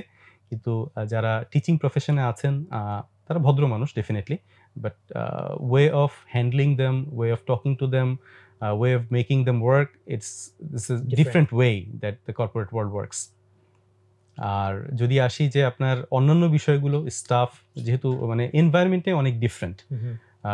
এখানে যারা স্টুডেন্ট আসে তাদের সাথে কমিউনিকেট করা, স্টুডেন্ট তো সবই ইয়াং পিপল, তো তাদের সাথে কমিউনিকেট করা, তাদের সাথে আপনার সবকিছু ঠিকঠাক থাকা, এটা একটা বিশাল বিষয়। জাস্ট আমি আপনার উদাহরণ দিই, 5ই আগস্টের যে আপনার বিশাল একটা পরিবর্তন আসলো, দেখি আমাদের অনেক স্টুডেন্টই সেখানে পার্টিসিপেট করেছে। প্রায় অনেক প্রাইভেট ইউনিভার্সিটি তার 3 থেকে 4 মাসের মধ্যে অন হতে পারেনি। স্টিল এখনও বেশ কিছু প্রাইভেট ইউনিভার্সিটি সাফার করছে তাদের একাডেমিক কার্যক্রমটাকে রিস্টাবলিশ করার জন্য 5ই আগস্টের পরে। কিন্তু আমাদের ইউনিভার্সিটি 5ই আগস্টের পরে 7ই আগস্ট থেকে আমরা পুরো দমে শুরু করেছি। 7ই আগস্ট থেকে? 7ই আগস্ট থেকে। এবং এখন পর্যন্ত কোনো ছেলেপেলে আসেনি এটা বলার জন্য যে আমাদের টিউশন ফি 2 মাসেটা মাফ করে দিতে হবে কিংবা 2% মাফ করে দিতে হবে। বিষয়টা আমি এই জন্য বলতে চাচ্ছি যে তারাও ইউনিভার্সিটিটাকে ওন করে, টিচাররাও ওন করে। এই ওনারশিপ ট্রান্সফার করাটাই হচ্ছে কি একটা মূল কাজ। যখন আপনি কাজটা করে দিতে পারবেন, definitely you are a great leader. ঠিক আছে, ভালো জায়গায় শেষ করছো, বিকজ এর পরের প্রশ্নে আমি কালচার এসে যেতাম। অলরাইট। তো লিডারশিপ ম্যানেজমেন্টের ওই জায়গাটাতে ফোকাস করতে চাইবো। সো যেহেতু তোমার দুইটা কোম্পানির মোটামুটি জার্নি আমরা শুনে ফেললাম, সো আই উড রেদার এখন focus on how to build the culture. এই যে তুমি বললা যে আমার যে ওনারশিপ সেটা আমি ট্রান্সফার করবো, তো এই কালচার কিভাবে বিল্ড করো তোমরা, আর তোমার ম্যানেজমেন্ট ফিলসফি কি, ম্যানেজমেন্টের প্রসেস কি? ডেফিনেটলি একটা কোম্পানি তো বড় হয়, তার ম্যানেজমেন্ট যদি স্ট্রং না হয় এটা তো সম্ভব না। Initially idea is very important, product is very important, at the same time management তো স্ট্রং হইতেই হয়। সো এই জায়গাটাতে তোমার যত লার্নিং রিগার্ডিং দ্য পিপল, তো এই জায়গাটা আমার মনে হয় ইভেন তোমার কেস অফ ইন্টারেস্টের জায়গা। সো এই জায়গাটা যদি একটু তুমি আমাদেরকে কোম্পানিতে আমি যদি একটু মডেলিং বলি যে একটা কোম্পানিতে 4টা জিনিস অবশ্যই বুঝতে হয়। মানে এই 4টা জিনিস বোঝাটা শুধুমাত্র এন্টারপ্রেনারদের জন্যই জরুরি না, যারা ওখানে জব করে তাদের জন্য খুব জরুরি। এক হচ্ছে টাকা, সেটা কিভাবে আসে, কোথায় যায়। দ্বিতীয়ত মানুষ। এই হাসরের ময়দানের প্রশ্নের কথা মনে পড়লো, টাকা কিভাবে কামাইছো, কিভাবে খরচ করছো? অবশ্যই মানুষ যারা অধীনস্থ আছে and how they are doing. 3 হচ্ছে কাস্টমার, 4 হচ্ছে ভেন্ডার। এই 4টা জিনিস আপনার ঠিক মতো বুঝতে হবে। তো মানুষ এখানে সবচেয়ে ইম্পর্টেন্ট ফ্যাক্টর। যখন আপনি একটা সার্ভিস বিজনেস নিয়ে কাজ করছেন, রিভারের বিজনেসও একটা বড় পার্ট সার্ভিস, আর ইউনিভার্সিটি অফ স্কলার্স এটা পুরোপুরি সার্ভিস বিজনেস। সো এখানে পুরো জায়গাটাই আপনার মানুষ ভিত্তিক। এখানে এমন কোনো যন্ত্রপাতি নাই যেখানে কাঁচামাল ঢুকছে এবং কোনো প্রোডাক্ট হয়ে বেরিয়ে যাচ্ছে, বিষয়টা এমন না। ওটার ম্যানেজমেন্ট ডিফারেন্ট হবে, আর যখন আমরা শুধু মানুষ নিয়ে কাজ করব তখন তার ম্যানেজমেন্টটা ডিফারেন্ট হবে। আমরা প্রত্যেকটা মানুষই হচ্ছে এক এক ধরনের লিডারশিপ প্যাটার্ন ফলো করে। তো লিডারশিপের ঠিক বাধা ধরা কোনো ওয়ে নাই যে কোন লিডার কি বললে পরে কাজ হবে কিংবা কি করলে পরে কাজ হবে। আমার লিডারশিপ প্যাটার্ন হচ্ছে আমি খুব মানুষকে ট্রাস্ট করতে পছন্দ করি এবং তাদেরকে দিয়ে কাজ করাতে খুব পছন্দ করি। ট্রাস্টওয়ার্দি মানুষ না হলেও ট্রাস্টওয়ার্দি মেক শিওর করো যে ট্রাস্টওয়ার্দি পিপল কি শুধু এটা একটা গার্ডস কাজ করে। মানে কখনো কখনো ট্রাস্টওয়ার্দি মানুষকে মনে করেছি মানুষ ট্রাস্টওয়ার্দি, কিন্তু উনি ট্রাস্টওয়ার্দি ছিলেন না, ক্ষতি হয়েছে, সেটা অনেকবারই হয়েছে। কিন্তু যখন আমি একদম শেষের হিসাবটা করি, সামেশন করি, তখন দেখা যায় যে বিশ্বাস করে যতটুকু লাভবান হয়েছি, অবিশ্বাস করে হচ্ছে কি ক্ষতি হয়েছে তার চেয়ে তো অনেক কম। অনেকে হয়তো সেন্টেন্সটা ধরতে পারবে না। আচ্ছা, যাই হোক, আমি আবার বলছি যে বিশ্বাস করে তো আমি লাভবান হয়েছি, আর বিশ্বাস করে ক্ষতিগ্রস্ত হয়েছি, তবে ক্ষতির পরিমাণটা পার্সেন্টেজে অনেক কম। So better to go with the bishwas, যদিও কিছু জায়গায় আপনার ক্ষতি হবে। আপনি কখনোই কোনো জায়গায় পারফেকশন আশা করতে পারেন না যে ঠিক এই পাথওয়েতে আপনি 100% সাকসেস পাবেন। তবে বিশ্বাস করে যেটা লাভ হয়েছে, ফ্লেক্সিবিলিটি দিয়ে যে লাভ হয়েছে, খুব তাড়াতাড়ি সেকেন্ডারি লিডাররা বিল্ড আপ হয়। যখন তারা নিজেরা ডিসিশন নিতে পারে, যখন তারা মনে করে যে তাদের প্রাইমারি লিডার যে আছেন তারা আমার কোনো ডিসিশনে, ভালো ডিসিশনে বাধা দিবেন না, তারা আমাকে বিশ্বাস করেন এবং আমার ডিসিশনকে সম্মান করেন, আমাকে সম্মান করেন, তখন দেখা যায় যে আপনার তার নিজস্ব ক্রিয়েটিভিটি তৈরি হয়। They become the secondary leader very fast. So ওই জায়গাটা আমরা আলহামদুলিল্লাহ বেশ ভালোভাবে এক্সপ্লোর করতে পেরেছি। বাট এটা তো তুমি একটা কথা বললে যে এটা তোমার personal leadership style. Yes. So what about 6 others? তোমার যেহেতু 7 জন তোমরা ফাউন্ডার, জি, তো সবাই যদি আবার এই ফিলসফি ওন না করে তাহলে তো একটা কিওটিক কালচার তৈরি হয়ে যাওয়ার চান্স। আলহামদুলিল্লাহ যে আমাদের বিজনেস যদিও দেখতে একটা, বিশেষ করে রিভেরিতে আপনার বিজনেস দেখতে একটা হলে আমরা আসলে 3টা সেগমেন্টে আলাদা করে নিয়েছি। তো 3টা সেগমেন্টে আসলে একটু 3 ধরনের লিডারশিপই চলে, বাট একেকজনের লিডারশিপ একেক রকমের হলেও কার্যকারিতাটা একই রকমের। আমি এটা জিনিসটা খুব এনজয় করি। মানে যদি আমার লিডারশিপ, ওয়ে অফ লিডারশিপ, জিলানির ওয়ে অফ লিডারশিপ, সিদ্দিকের way of leadership are not the same, but all are workable. তো এই জায়গাতে কখনো কখনো টুইকিং এর প্রয়োজন হয়, কখনো কখনো ওর আমার পরামর্শের প্রয়োজন হয়, আমার ওর পরামর্শের প্রয়োজন হয়। সেখানে একটা ঝামেলা হওয়ার চান্স থাকে না? বিকজ যেহেতু রিভেরি একটা কোম্পানি, তুমি যে অংশ দেখো, ও যে অংশ দেখো, এই লোকগুলোর ভিতরে তো আবার ইন্টারাকশন থাকে। জি। ফলে যদি different sort of leadership style হয় তখন ওটা নিয়ে ঝামেলা হওয়ার একটা চান্স থাকবে না? As long as the culture is not that far away, মানে ততক্ষণ পর্যন্ত আসলে খুব বেশি ঝামেলা হয় না আসলে। তাহলে কালচারের ডেফিনিশন নিয়েও কি ঝামেলা হওয়ার কথা না? ধরো তুমি যেরকম কালচার চাচ্ছ, ওরাও কি একই কালচার চাচ্ছে? মোটামুটি এটা একটা সিনক্রোনাইজেশন আছে, যে আমি আপনাকে আগেই বলেছি। বলো তোমাদের কালচারটা কেমন? হাউ ডু ইউ ডেসক্রাইব ইট? ভদ্র। যে কেউ কাজ করতে কমফোর্টেবল ফিল করে। আমরা যেটা এনশিওর করেছি যে এখানে ছেলে হোক মেয়ে হোক, কারোরই হচ্ছে কাজ করতে ওয়ার্কিং এনভায়রনমেন্টটা, এটা নিয়ে যাতে কোনো প্রবলেম না থাকে, কোনো পলিটিক্স না থাকে। আমরা এমন কারো কথা শুনবো না যার কথা শোনার আসলে প্রয়োজন নাই, এমন কথায় কান দিব না যে কথাটা আমি ভেরিফাই করব না। সো লিডারশিপের জায়গা থেকে আমাদের ঠিক এই ছোট ছোট যে লুপহোলস গুলো আছে, সেই লুপহোলস গুলো ক্লিয়ার করতে হবে। তোমরা যখন এগুলো ডিসিশন নিয়েছো, এটা কি সচেতন ডিসিশন নাকি জাস্ট এরকম হয়ে গেছে? মানে তোমরা কি আসলে মিটিং করছো যে হ্যাঁ আমাদের কালচারটা এরকম আমরা চাই, নাকি জাস্ট এটা অর্গানিক্যালি হয়ে গেছে? একটু অর্গানিক্যালি হয়েছে, খুব যে আপনার মেটিকুলাসলি প্ল্যান করে করা হয়েছে তা না। আসলে এখানে 6 জন 7 জন যাই বলি না কেন যারা বিজনেসে পার্টিসিপেট করে, কখনোই সবাই মিলে একটা ডিসিশন নিতে পারে না। ডিসিশন তো কারো না কারোর উপর থাকে। তো মোটামুটি হচ্ছে যে আমি, জিলানি, আব্দুর রহমান নোবেল, এই 3 জন একটু মেজর ডিসিশনগুলোই নিয়েছি। আর বাকি যারা ছিলেন তারা এই বিষয়ে আমাদেরকে অবশ্যই অনেক সাহায্য করেছেন। সো তারা খুব বেশি মতামত দেননি কিংবা তারা এই বিষয়ে বিরোধিতা করেননি, বরং খুব পজিটিভলি এই জায়গাটাকে আমাদেরকে কমপ্লিমেন্ট করেছেন। ওকে। সো কালচারটা আসলে খুব ঝামেলা পোহাতে হয়নি যখন থট প্রসেসটা ইকুয়াল ছিল। আর জিলানির সাথে যখন আমি কিংবা অন্যদের সাথে যখন এই বিষয়ে আলোচনায় বসেছি, তারা আসলে এই বিষয়ে পজিটিভ ছিল সবসময়। হ্যাঁ, তুমি 4টা এলিমেন্ট বলতেছিলা, সেকেন্ড পয়েন্টে গিয়ে আমি অবশ্য একটু ডাইভার্ট করে ফেলছিলাম। পিপল মানে টাকা কোথা থেকে আসবে, কোথায় যাবে? যেটা বললাম যে মানুষ খুবই ইম্পর্টেন্ট ফ্যাক্টর। মানুষ না থাকলে তো কোম্পানি হইতো না, আমি একাই চালাতে পারতাম, ফ্রিল্যান্সিং জব করতে পারতাম। সো থার্ড যে পয়েন্টটা সেটা হচ্ছে কি আমাদের কাস্টমারকে বুঝতে হবে। একই জায়গায় কাস্টমার এক এক রকমের। সবচেয়ে কঠিন কাস্টমার ভাইয়া কি আপনি আন্দাজ করতে পারেন যে আমাদের 3টা প্রতিষ্ঠানে কোথায় সবচেয়ে কঠিন কাস্টমার আছে? এমনিতে হলো B2B বিজনেসের কাস্টমারগুলো ক্রিটিক্যাল হয়, বিকজ ওটার তো বিক্রির মেকানিজমটা ডিফারেন্ট। ডিপেন্ড করে আসলে একেকজনের কমফোর্ট জোন এক এক রকম। কেউ B2C তে অনেক কমফোর্ট ফিল করে, বাট আমার কাছে B2B জটিল লাগে, বিকজ ওখানে অনেক কমপ্লেক্স খেলা চলে, কমপ্লেক্স গেম চলে। B2C আমার কাছে ইজি লাগে, বাট আমি জানি না তোমার জন্য হয়তো উল্টা হতে পারে। কারণ হচ্ছে তুমি B2B তে অনেক কমফোর্টেবল, আই থিঙ্ক, আমার মনে হয়েছে আর কি। তোমার কাছে হয়তো ভার্সিটিটা ডিফিকাল্ট নাকি? আমাদের সবচেয়ে কঠিন কাস্টমার হচ্ছে স্কুলে। স্কুল, কারণ স্কুল অবশ্য আলোচনার মধ্যে তো এখন আনি নাই। এক্স্যাক্টলি, কারণ যিনি কাস্টমার উনি ফিডব্যাক দেন না। ও হ্যাঁ হ্যাঁ হ্যাঁ হ্যাঁ, এটা আমার এক্সপেরিয়েন্স, কারণ আমার বিজ্ঞান বাক্সের ক্ষেত্রে এই স্ট্রাগলটা, কারণ ওখানে কনজিউমার একজন, কাস্টমার আরেকজন, এক্স্যাক্টলি দুইজনকে কনভার্ট করতে হয়। যে কোনো বাচ্চাদের প্রোডাক্টে এই ঝামেলা আছে না। স্কুল পর্যন্ত যাই নাই বলে আমি এই দুইটার মধ্যে ছিলাম আর কি। হ্যাঁ, তা না হলে ডেফিনেটলি স্কুলটা সবচেয়ে কঠিন কাস্টমার। ওখানে ম্যানেজমেন্টটা বেশ কমপ্লিকেটেড। এছাড়া হচ্ছে যে আপনার কাস্টমারকে ডিফাইন করতে পারা, যেমন রিভেরিতে যদি আমি রিভেরিতে আসি, রিভেরিতে আমি বলি যে সবাই আমার কাস্টমার না। সো আমরা ট্রান্সফর্মার বানাই, কাস্টমার রিকোয়ারমেন্ট আছে বাজারে। অ্যাপার্টমেন্টেও ট্রান্সফর্মার লাগে, তারপরে হচ্ছে যে আপনার বড় বড় বিল্ডিংগুলোতেও লাগে, মেগা প্রজেক্টগুলোতেও লাগে, কিন্তু সবাই কিন্তু আমাদের কাস্টমার না। আমরা সবাইকেই হচ্ছে কি আমাদের প্রোডাক্ট অফার করি না। প্রথমে আমরা জিজ্ঞাসা করি যে আমাদের কম্পিটিটর কারা। যদি দেখি যে কম্পিটিটর আমাদের যে সিলেক্টেড লিস্ট আছে তার বাইরে, আমরা তাকে অফার করি না। সেখানে প্রাইস, কোয়ালিটি ওয়াইজ প্রত্যেকটা জায়গাতেই কিন্তু আপনার ছাড় দেওয়ার জায়গা আছে।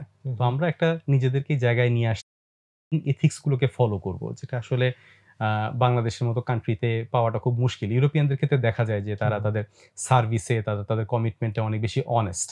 কিন্তু বাংলাদেশ কিংবা এই রিজিয়নের যে কান্ট্রিগুলো আছে, মানুষদের মধ্যে এই কমিটমেন্টটা ধরে রাখাটা খুব টাফ। আর মানুষ খুব চিপ জিনিস খোঁজে, এটা একটা বিষয়।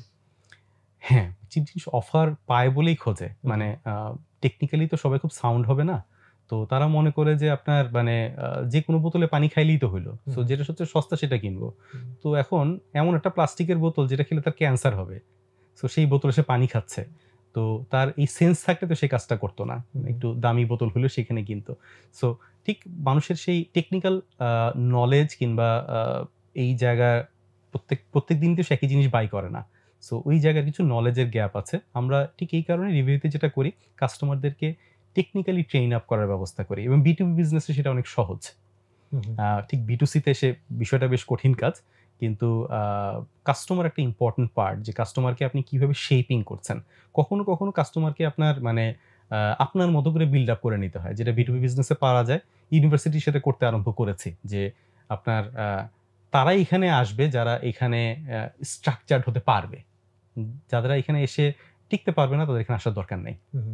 সো কাস্টমারকে কখনো শেপিং এর দরকার হয়, তবে শেপিং এর আগে এই বিজনেসটাকে একটা পর্যায়ে যেতে হবে। তার আগ পর্যন্ত কাস্টমার উইল ডমিনেট, কিন্তু একটা পর্যায়ে গিয়ে আপনি কাস্টমারকেও ডমিনেট করতে পারবেন। আমি আশা করি যে আপনার যে বিজনেস প্রতিষ্ঠানগুলো আছে সেটার বিষয়টা একই রকম, যে কখনো কখনো আপনিও কাস্টমারকে শেপিং করতে পারেন। বরং এই শেপিং দিয়ে শুরু হয়েছে। মানে কাস্টমার যেটা রিকোয়ারমেন্ট ছিল যে শর্টকাটে পরীক্ষা দিব, মুখস্থ করব, কিছু জিনিস দাগায় দিবেন, আমরা এই জন্য আমাদের ওখানে আসলে জার্নিটা অনেক লম্বা হয়ে গেছিল। আমরা কিন্তু ডে 1 থেকে কাস্টমার কি চাইছে এটার দিকে তাকাই নেই। আমরা রেদার ওই একটু কি বল বিদ্রোহী টাইপের ছিলাম, যে না, আমি রেদার এস্টাবলিশ করতে চাই আমরা যে বুঝে পড়তে হবে। এখানে it took a long time for us to establish that. তো আমাদের তো ওই জায়গাটায় বা ই কমার্সেও তাই, যখন কেউ চিন্তাই করে নাই যে কি ভাই অনলাইনে লোকজন বই কিনবে না কিনবে। আমাদের এই যে প্রত্যেকটা জানি একটু লিটল বিট লম্বা হয়েছে, আমরা ওই এক্সিস্টিং কাস্টমার সার্ভ করার চেয়ে নতুন টাইপ ক্রিয়েট করাতে বেশি ইয়া দিছি। বাট ইউ আর রাইট যে ওই এটা তোমাদের যে পলিসিটা, যে আমি এক্সিস্টিং মার্কেটে সার্ভ করব, দেন আমি ডমিনেট করব, এটা ইজিয়ার টু প্লে। এক্স্যাক্টলি। আর ফোর্থ যে কম্পোনেন্ট আছে সেটা হচ্ছে ভেন্ডার। বিশেষ করে বিটুবিতে এটা তো একটা খুব বিশাল পার্ট। ম্যাক্সিমাম বিজনেস যে জায়গায় ফেল করে, তার ভেন্ডারদেরকে ওয়েল ম্যানেজ করতে ফেল করে। মানে সবাই মনে করে বিষয়টা টাকায় অর্ডার দিবে, সো হচ্ছে 4 জন ভেন্ডার আছে, 4 জন ভেন্ডারের সাথেই হচ্ছে কি আপনার পিষে ফেলবে, প্রাইসের দিক থেকে হোক, সার্ভিসের দিক থেকে হোক। আমরা যেটা চেষ্টা করেছি ভেন্ডারদের সাথে সুসম্পর্ক বজায় রাখার। ইভেন একদম প্রথম দিকে যারা আমাদেরকে সাপ্লাই দিয়েছে কিংবা যারা আমাদের সাথে কাজে যুক্ত ছিল, তারা এখন পর্যন্ত আমাদের সাথে কাজে যুক্ত আছে, এবং আমরা খুব ভালো সম্পর্ক মেনটেন করি। সো এই জায়গায় আমরা কিন্তু ওখান থেকে অনেকগুলো কমপ্লিমেন্টারি বিজনেস পাই। So in case of the vendor management, অর্থাৎ একটা কোম্পানির সাথে যতগুলো লোক যুক্ত, কারোরই যাতে আপনার সাথে বিজনেস করে এক্সপিরিয়েন্সটা খারাপ না হয়, কারণ প্রত্যেকটা মানুষই কোনো না কোনোভাবে বিজনেসের আউটকামের সাথে জড়িত। এটাই হচ্ছে কি বিজনেসের। ভেন্ডরের কথা যখন বললাম, আমার টয়োটার কেস স্টাডি মনে পড়লো। টয়োটার, আমরা তো বাংলাদেশে যারা টয়োটা কার্ড মোস্টলি ইউজ করি, আমরা দেখি যে টয়োটার তো মানে লং লাইফ, 10 বছর চালায় প্রায় একই দাম, কখনো কখনো ইউ ফিল লাইক আর বেশি দামে বিক্রি করা যায়।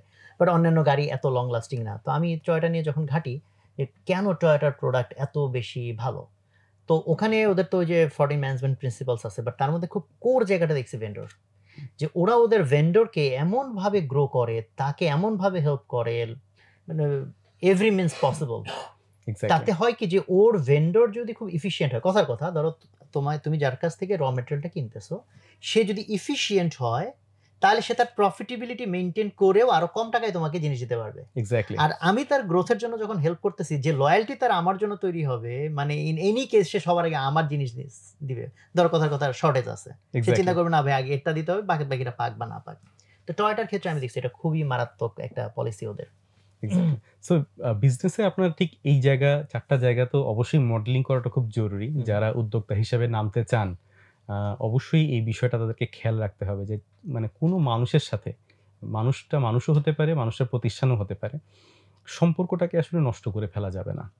কোনো না কোনো দিন, কোনো না কোনো সময় বিজনেসের প্যাটার্ন B2C হোক আর B2B হোক কিংবা B2G হোক, হোয়াট এভার দ্য প্রসেস, এই জায়গায় মানুষকে আপনাকে ফেস করতে হবে এবং কাস্টমারদেরকে হ্যাপি রাখা এবং যে মানুষের সাথে ইন্টারাকশন করছেন তাদেরকে হ্যাপি রাখা, এটা খুবই ইম্পর্টেন্ট একটা ব্যাপার। না, আলহামদুলিল্লাহ, আমার কাছে মনে হয় খুব ইম্পর্টেন্ট একটা কথা বলছো, যে 4টা পয়েন্ট। আমি 4টা পয়েন্টের ভিতরে আরেকটু ভিতরে যেতে চাই।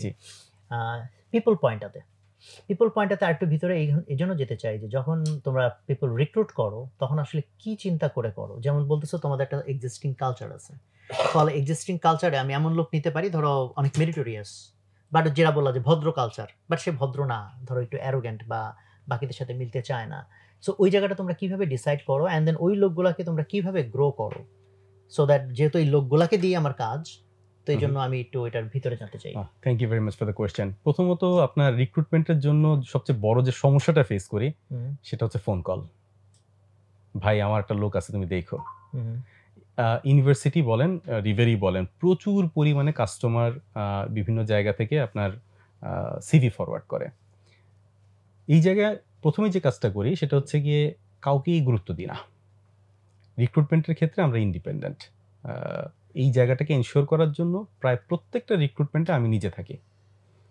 এখানে আমরা কয়েকটা জিনিস দেখি, সেটা হচ্ছে গিয়ে আপনার তার নলেজ ডেপথ কীরকম। 4টা জায়গা হচ্ছে গিয়ে আমি পার্সোনালি হচ্ছে গিয়ে লিখে রাখি তার সিভির পেছনে, যে এই 4টা জায়গা আমি দেখব। তার নলেজ বেস কি, কিভাবে টেস্ট করো? রিটেন এক্সাম নিয়ে? তার রিটেন এক্সাম হয়, তার ইন্টারভিউ হয়, তারপর হচ্ছে গিয়ে আমার কাছে একটা ইন্টারভিউ হয়। সো তার মোটামুটি হচ্ছে নলেজ কীরকম। ডেফিনেটলি আমরা আইনস্টাইন চাই না, খুব বেশি নলেজেবল পার্সন এখানে দরকার নাই। যেই মানুষটা আপনার 3-4 বছর ধরে একই কাজ করবে, আলটিমেটলি ওই জায়গার এক্সপার্ট সে হয়েই যাবে।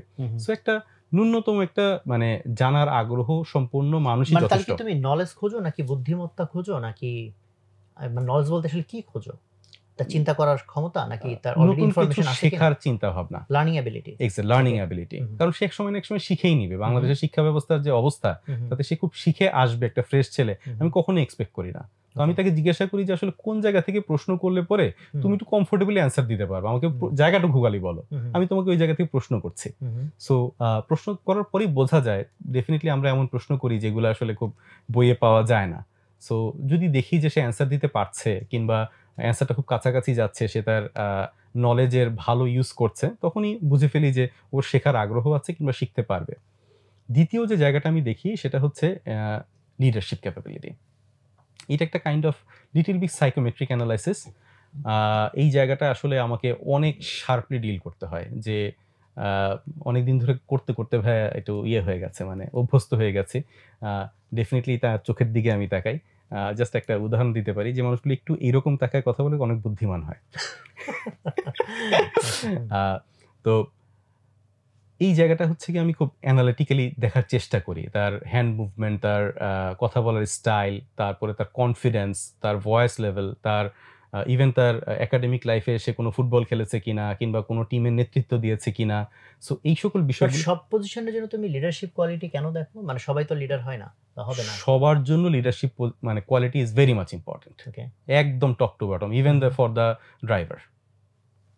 লিডারশিপ কোয়ালিটির এটার কোনো বিকল্প নাই, সে পজিশন যাই হোক না কেন।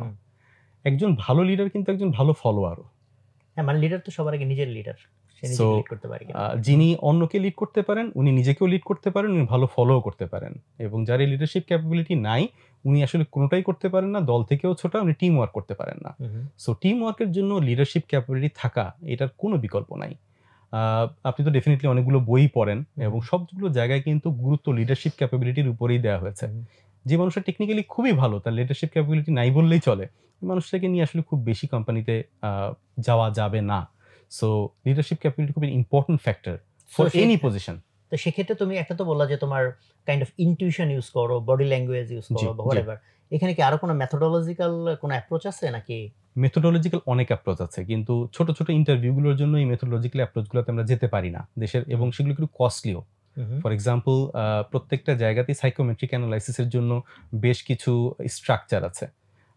সেই স্ট্রাকচারগুলো আমরা ফলো করতে পারি না, কিংবা ওই স্ট্রাকচারে একটা ছেলেকে ঘুরে নিয়ে আসতে যে খরচটা পড়ে, সেই খরচটা আমরা প্রত্যেকটা ছেলে মেয়ের জন্য করতে চাই না। সো পার্টিকুলারলি কম খরচে নিজেদের জ্ঞান দিয়ে যতটুকু করা যায় ততটুকুই করার চেষ্টা করি, এবং অনেক দিক থেকে এই জায়গায় আমরা সফল। সো এই অ্যানালাইসিসটা যে খুব ভুল হয়েছে তা না।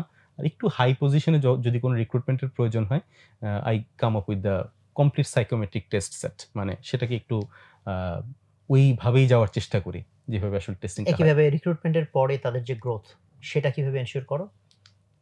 রিক্রুটমেন্টের পরে completely that goes with the team.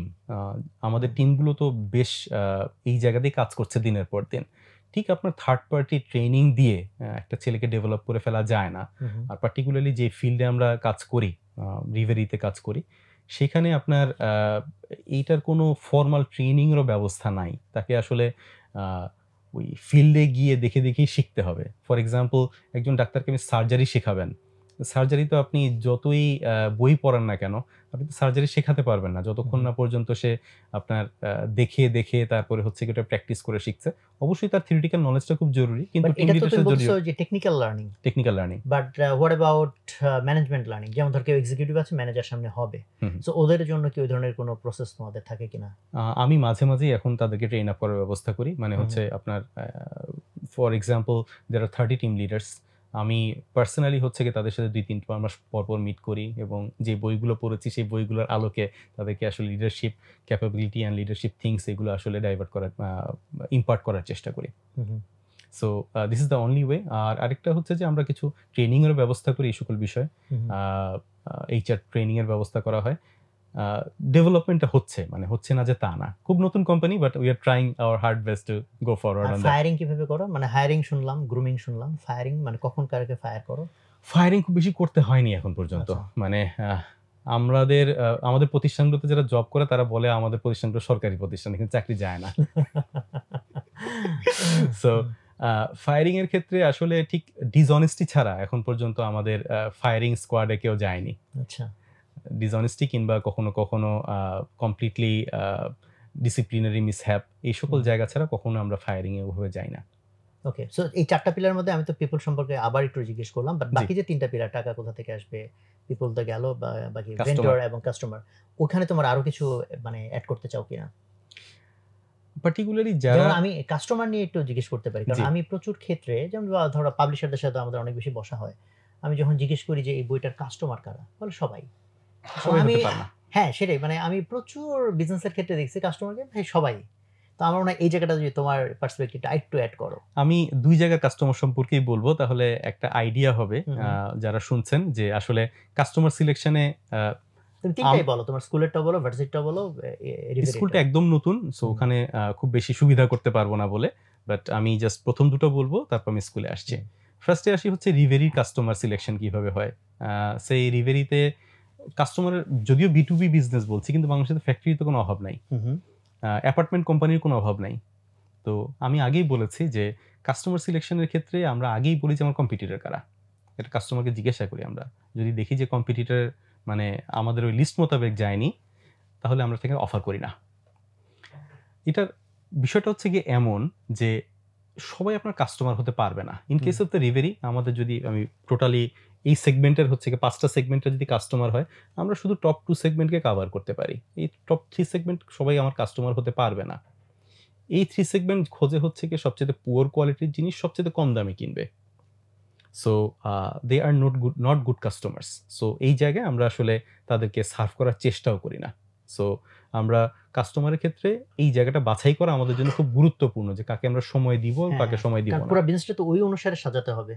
আমি যদি সবচেয়ে প্রিমিয়াম কাস্টমার সেগমেন্ট, যারা বেশি টাকা দিয়ে নিতে রেডি আছে, তাকে যদি বেশি ভালো জিনিস না দেয়, তাহলে তো সে নিবে না। এক্স্যাক্টলি না। আর ইন কেস অফ দ্য ইউনিভার্সিটির ক্ষেত্রে আবার একটু হিসাবটা ডিফারেন্ট। আমরা খুব ভালো করেই জানি একটা নতুন ইউনিভার্সিটিতে খুব ভালো স্কুল কলেজের স্টুডেন্ট এখানে আসবে না। তারা গভর্নমেন্ট ইউনিভার্সিটিতে যাবে কিংবা হচ্ছে দেশের বাইরে চলে যাবে। আর যদি আপনার প্রাইভেট ইউনিভার্সিটি আসেও, নর্থ সাউথ, আহসানুল্লাহ কিংবা এই ধরনের ইউনিভার্সিটি তার জন্য ফার্স্ট প্রেফারেন্স হবে। এই স্টুডেন্ট টার্গেটই করি না। সো সবার আগে হচ্ছে টপ স্টুডেন্টরা বাদ। আমার স্টুডেন্টের শুরুই হচ্ছে মিড থেকে, high mid, low mid, mid. So এই স্টুডেন্টকে নিয়ে আমাদের টার্গেট। আমরা জানি যে তারা খুব বেশি পড়ালেখা করে আগায় যাবে, তারা রিসার্চার হবে, বিষয়টা এরকম না। সো আমরা এর জন্য আমাদের কারিকুলাম থেকে শুরু করে টিচিং মেথোডোলজি সব জায়গাতে বিশাল পরিবর্তন নিয়ে আসছি শুধুমাত্র এই গ্রুপটাকে কেন্দ্র করে, and the outcome is very high. তুমি কি বিপিএল স্পন্সর করতেছো এই জন্য যে সব পোলাপান বেশি বেশি খেলা দেখে? কাইন্ড অফ তাই। আমার কাস্টমার সেগমেন্টরা ওখানে অনেক বেশি থাকে, ডেফিনেটলি ওখানে গেলে পরে হচ্ছে এখানকার ব্র্যান্ডিংটা বেটার হবে। এবং আমি বললাম যে আপনার আমাদের কারিকুলাম আমরা চেঞ্জ করেছি যে আমরা কিভাবে ওদেরকে গ্রুম করব। আমাদের ইউনিভার্সিটির মোটো বলি হচ্ছে কি আমরা উই বিল্ড প্রফেশনালস। সো আপনি অন্য যে কোনো ইউনিভার্সিটিতে যাবেন ওখানে লেখা থাকবে উই বিল্ড রিসার্চার্স। সো আমরা এখানে রিসার্চার বিল্ড করার জন্য হচ্ছে কি ইউনিভার্সিটিতে টিচ করি না। বেশ কিছু পদক্ষেপ আমরা হাতে নিয়েছি স্টুডেন্টদেরকে আরও কিভাবে আপনার প্রফেশনাল ফিল্ডে ইনজেক্ট করানো যায়। ফর এক্সাম্পল, স্টুডেন্ট যে কোনো গ্রুপেরই হতে পারে, সে টেক্সটাইল ইঞ্জিনিয়ারিংয়ে পড়ুক কিংবা কম্পিউটার সায়েন্সে পড়ুক কিংবা হচ্ছে বিবিএতে পড়ুক, ইংলিশে পড়ুক, স্টুডেন্ট যেখানেই হোক না কেন প্রত্যেকটা সেমিস্টারে প্রায় 10টা প্রেজেন্টেশন দিতে হবে তাকে। তো তাকে 8টা সেমিস্টার লাস্টের সেমিস্টারটা একটু ইয়েতে যায়, মানে হচ্ছে কি আপনার ফিল্ড ভিজিট এবং অন্যান্য জায়গায় চলে যায়। তো এই 7টা সেমিস্টারে সে যদি 70টা প্রেজেন্টেশন দেয় তাহলে তার কোয়ালিটি অফ কমিউনিকেশন, ল্যাঙ্গুয়েজ এবং পাবলিক স্পিকিং এই জায়গাটায় অনেক বড় পরিবর্তন আসে। তো আমরা আসলে লক্ষ্য করছি যে ছেলেটা ফার্স্ট যে ইন্টারভিউটা দিচ্ছে কিংবা প্রেজেন্টেশনটা দিচ্ছে ওটার কোয়ালিটি কীরকম, আর ঠিক যখন সে 3 সেমিস্টার পরে ওই একই ছেলে অন্য কোনো টপিক্সের উপর একটা ইন্টারভিউ দিচ্ছে কিংবা আপনার প্রেজেন্টেশন দিচ্ছে, ওর ল্যাঙ্গুয়েজ কোয়ালিটি, ওর জেস্টার পশ্চার, ওর বডি ল্যাঙ্গুয়েজ, ওর গেট আপ সেট আপ, ওর চেহারা, ওর চোখের ভাষা, মুখের ভাষা সবই পরিবর্তিত হয়ে যায়। সো এইটা আমাদের একটা বড় আইডিয়া, যেটা আমাদের ভবিষ্যতে আমাদের ইউনিভার্সিটির ছেলেপেলেদের ডেভেলপমেন্টে কাজে লাগবে বলে আমরা দৃঢ় বিশ্বাস করি। এছাড়াও আমরা ইউনিভার্সিটিতে আপনার একটা কোর্স ইমপ্লিমেন্ট করেছি, সেটা হচ্ছে আর্টস অফ প্রেজেন্টেশন। সো শুধুমাত্র পাওয়ার পয়েন্টের প্রেজেন্টেশন বানানোই না, একটা প্রেজেন্টেড হতে হলে কি জেস্টার পশ্চার লাগবে, তাকে কিভাবে একজন মানুষের সামনে উপস্থাপিত হতে হবে সেটা জানাও খুব জরুরি। তো আমরা এই জন্য একটা 3 ক্রেডিটের কোর্সও সেখানে ইমপ্লিমেন্ট করছে। এছাড়াও আপনার ছেলেপেলেগুলো নিজেদের মধ্যে আপনার ইন্টার ইউনিভার্সিটির বিভিন্ন প্রতিযোগিতায় অংশগ্রহণ করে, বাইরে গিয়েও এখন ওরা ভালো করছে। এইবার আপনার প্রোগ্রামিং কন্টেস্টগুলোতে আমাদের ছেলেপেলে বেশ ভালো করেছে। সো আমরা চেষ্টা করছি যে আপনার ইউনিভার্সিটির যে এনভায়রনমেন্টটাকে একটু একাডেমিক এনভায়রনমেন্টের পাশাপাশি কর্পোরেট এনভায়রনমেন্টে তারা যাতে নিজেদেরকে খাপ খাওয়াতে পারে, ওই সংশ্লিষ্ট কোর্সগুলো সেই জায়গাগুলোকে ইন্ট্রোডিউস করা। ভবিষ্যতে হয়তো এই বিষয়গুলো যারা কর্পোরেটে আছেন তারা খুব পজিটিভলি দেখবেন, কিন্তু ইউনিভার্সিটি যেহেতু একদমই নতুন, ফার্স্ট গ্র্যাজুয়েট ব্যাচ আমরা ঢোকার পরে এখনো বেরোয়নি, তো আমাদের এই স্টুডেন্টদেরকে কর্পোরেটে এখনো দেখতে পাচ্ছেন না, কিন্তু যখন তারা মার্কেটে যাবে আমার মনে হয় যে তারা খুব ভালো করবে ইনশাআল্লাহ। না, গুড। মানে কাস্টমার সিলেকশন এই জায়গাটা আসলে এত ইম্পর্টেন্ট, বাট আমি দেখছি যে লট অফ এন্টারপ্রেনার্স এটা অ্যাকচুয়ালি চিন্তাই করে না ঠিকমতো। সো প্রোডাক্ট বানাইছে কি চিন্তা করে, আর সে অফার করতেছে কাকে, এক্স্যাক্টলি সার্ভিসটা কেমন, দেখা যায় এটার ভিতরে সমন্বয় নাই। না, thank you very much. So আমি এই জায়গাটায় এখন যেতে চাই একটু যে তোমার নিজের এন্টারপ্রেনার যে লাইফ, সেই লাইফের একটু ভিতরে। সেটা হচ্ছে যে একটা এন্টারপ্রেনারের তো আসলে অনেক কিছু সামলাইতে হইতেছে, তো সে এভরিডে কিভাবে ফোকাস থাকে, কিভাবে সে তার প্রোডাক্টিভিটি মেনটেন করে, বা মাঝে মাঝে যখন তার বিভিন্ন ঝড়ঝাপটা আসে আবার সে কিভাবে কামব্যাক করে, তার এভরিডে রুটিনটা কেমন, এই জায়গাটাতে যদি তুমি একটু আমাদেরকে বলো। রুটিন সম্পর্কে আপনিও কম জানেন না, কারণ আমি আপনার সাথেও মনে একটা ক্লাস জয়েন করেছি আরবি শিক্ষার।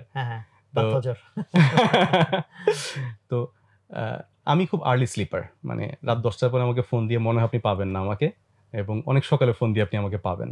খুব সকালে উঠি এবং খুব আর্লি ঘুমিয়ে যাই। সকালবেলার একটা বড় অংশ থাকে হচ্ছে নিজের উপর ইনভেস্টমেন্ট। এই জায়গাটা কখনো আমি মিস করতে চাই না। প্রতিদিনই 1 থেকে 2 ঘন্টার সময় আমি আমার নিজের পিছনে ব্যয় করি, সেটা স্বাস্থ্যগত দিক থেকেই হোক আর শেখার দিক থেকেই হোক। আমি প্রচুর লেখাপড়া করি।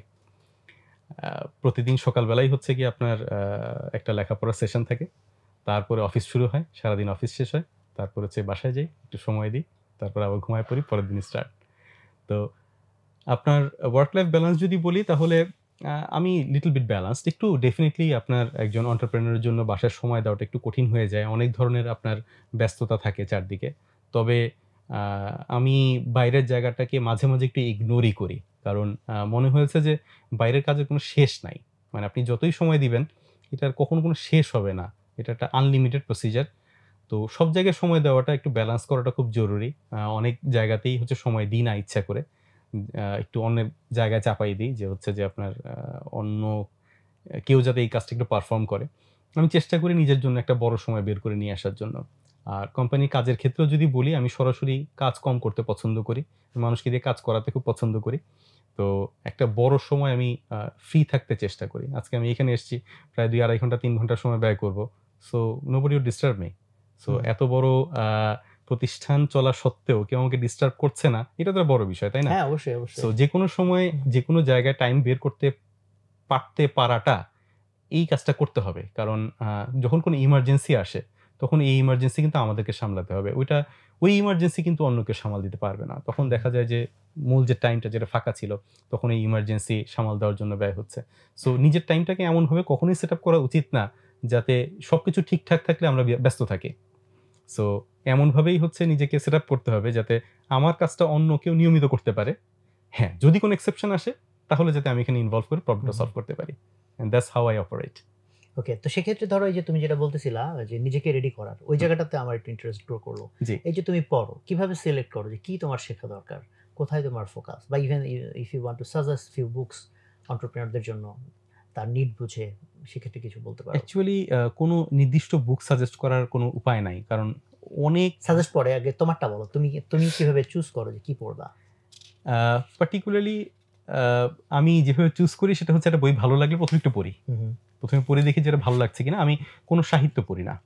আমি মূলত সেলফ ডেভেলপমেন্ট এবং বিজনেস রিলেটেড, হিস্ট্রি রিলেটেড বই এবং লেকচার শুনতে খুব পছন্দ করি। আরেকটা আমার খুব পছন্দের জায়গা হচ্ছে সাইকোলজি। আমি সাইকোলজির বিষয়ে বিভিন্ন লেকচার কিংবা এই ধরনের জায়গাগুলো পড়তে খুব পছন্দ করি।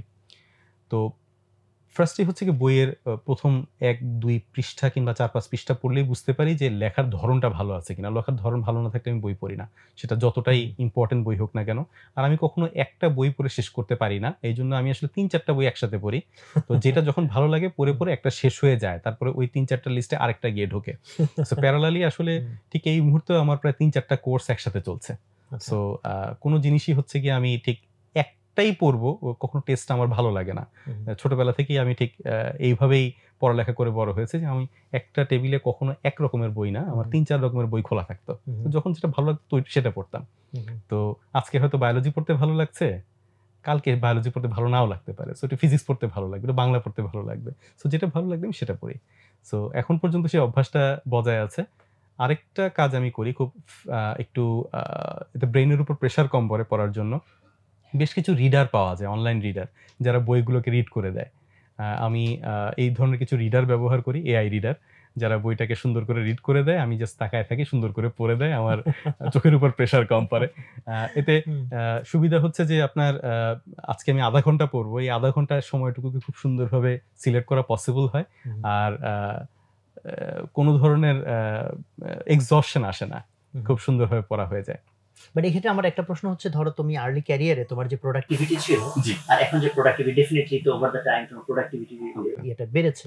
তো ওখানে আসলে কি কি মানে সিক্রেট আছে বা কি কি তোমার কৌশল তুমি ওভার দ্য টাইম অবলম্বন করেছো যার ফলে তোমার প্রোডাক্টিভিটি বেড়েছে?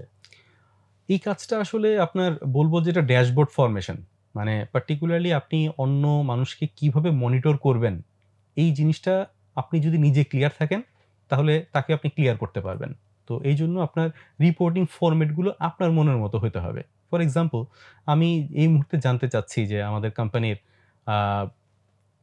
এইচআর স্যাটিসফ্যাকশন কীরকম, কিংবা মানুষজন কোন কোন জায়গাতে একটু প্রবলেম ফিল করছে।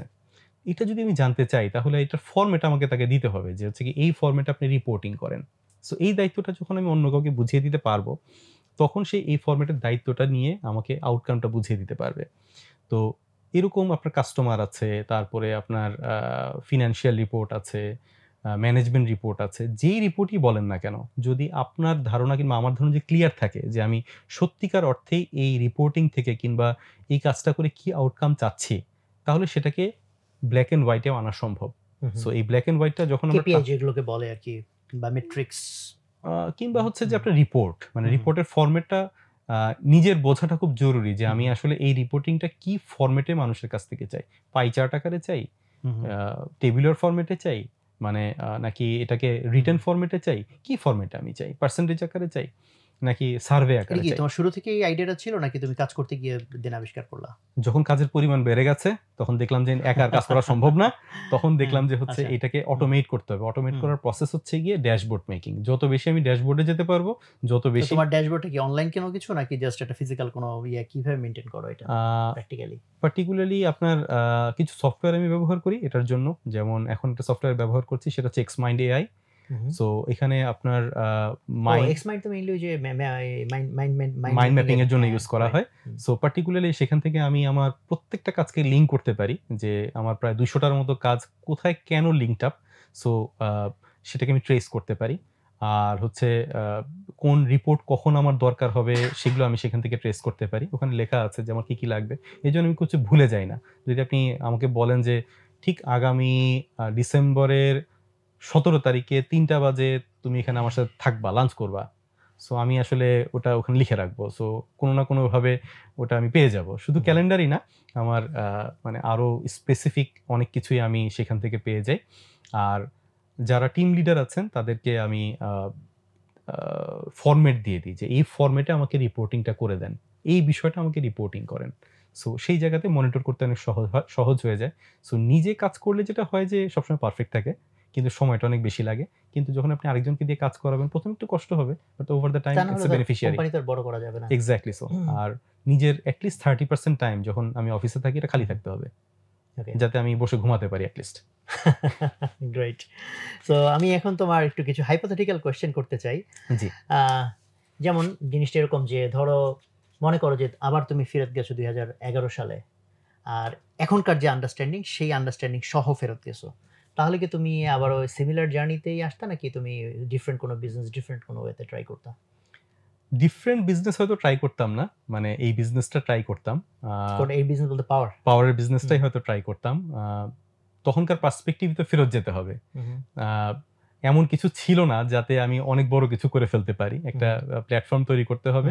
আমাদের একটা নিশ আইডিয়া ছিল। সো নিশ আইডিয়াতেই হচ্ছে যে আমরা এগিয়েছি। হ্যাঁ, অনেক বেশি ম্যাচিউরড অ্যাপ্রোচ হতো, এতে কোনো সন্দেহ নাই। কাস্টমার থেকে শুরু করে বিজনেস প্রোফাইল থেকে শুরু করে সবকিছু অনেক ম্যাচিউরড অ্যাপ্রোচ হতো। তবে আলহামদুলিল্লাহ যা হচ্ছে ভালো হয়েছে, কারণ গত 12 বছরে কোম্পানি আসলে এত বড় গ্রোথ এটা আমরা নিজেরও এক্সপেক্ট করি নাই।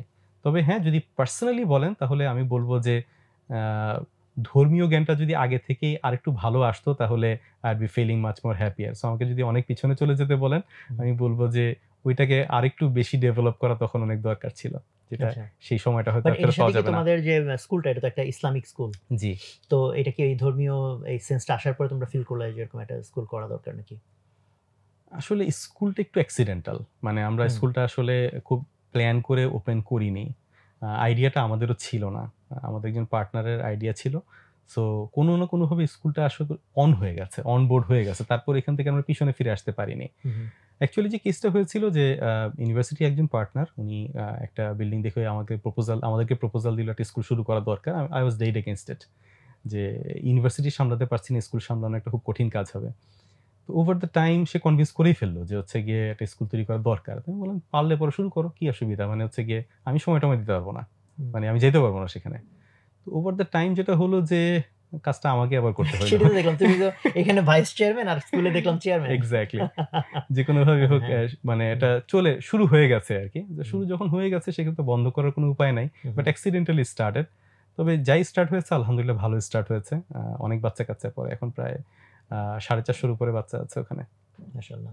সো বাট তাহলে প্রশ্নটা আবার এইভাবে করি যে এই যে এখনকার তুমি সোহান, তুমি যদি সেই 11 বছর আগের সোহানকে, 11 বছর না কয় বছর হয়েছে, 12-13 বছর, সো তখনকার সোহানকে তুমি যদি কমিউনিকেট করতে পারতা তাহলে তুমি কি বলতা?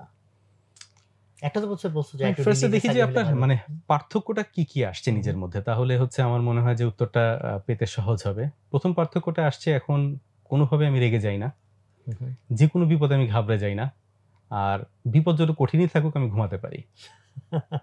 ইট ইজ যে কোনো জায়গাতেই আমি আসলে এটাকে টেক ইট ইজি ফর্মুলা, মানে এই জায়গাটুকু আমার মধ্যে তখন ছিল না। তখন খুব সহজে উত্তেজিত হয়ে যেতাম, খুব সহজে টেনশনে পড়ে যেতাম। যে কোনো বিষয়ে তখন মনে হতো যে এখনই মনে হয় সবকিছু ভেঙে চলে যাচ্ছে, কিন্তু এখন যেটা মনে হয় যে আর কি হবে, মানে ভেঙে গেলেও যায় না গেলেও যায়।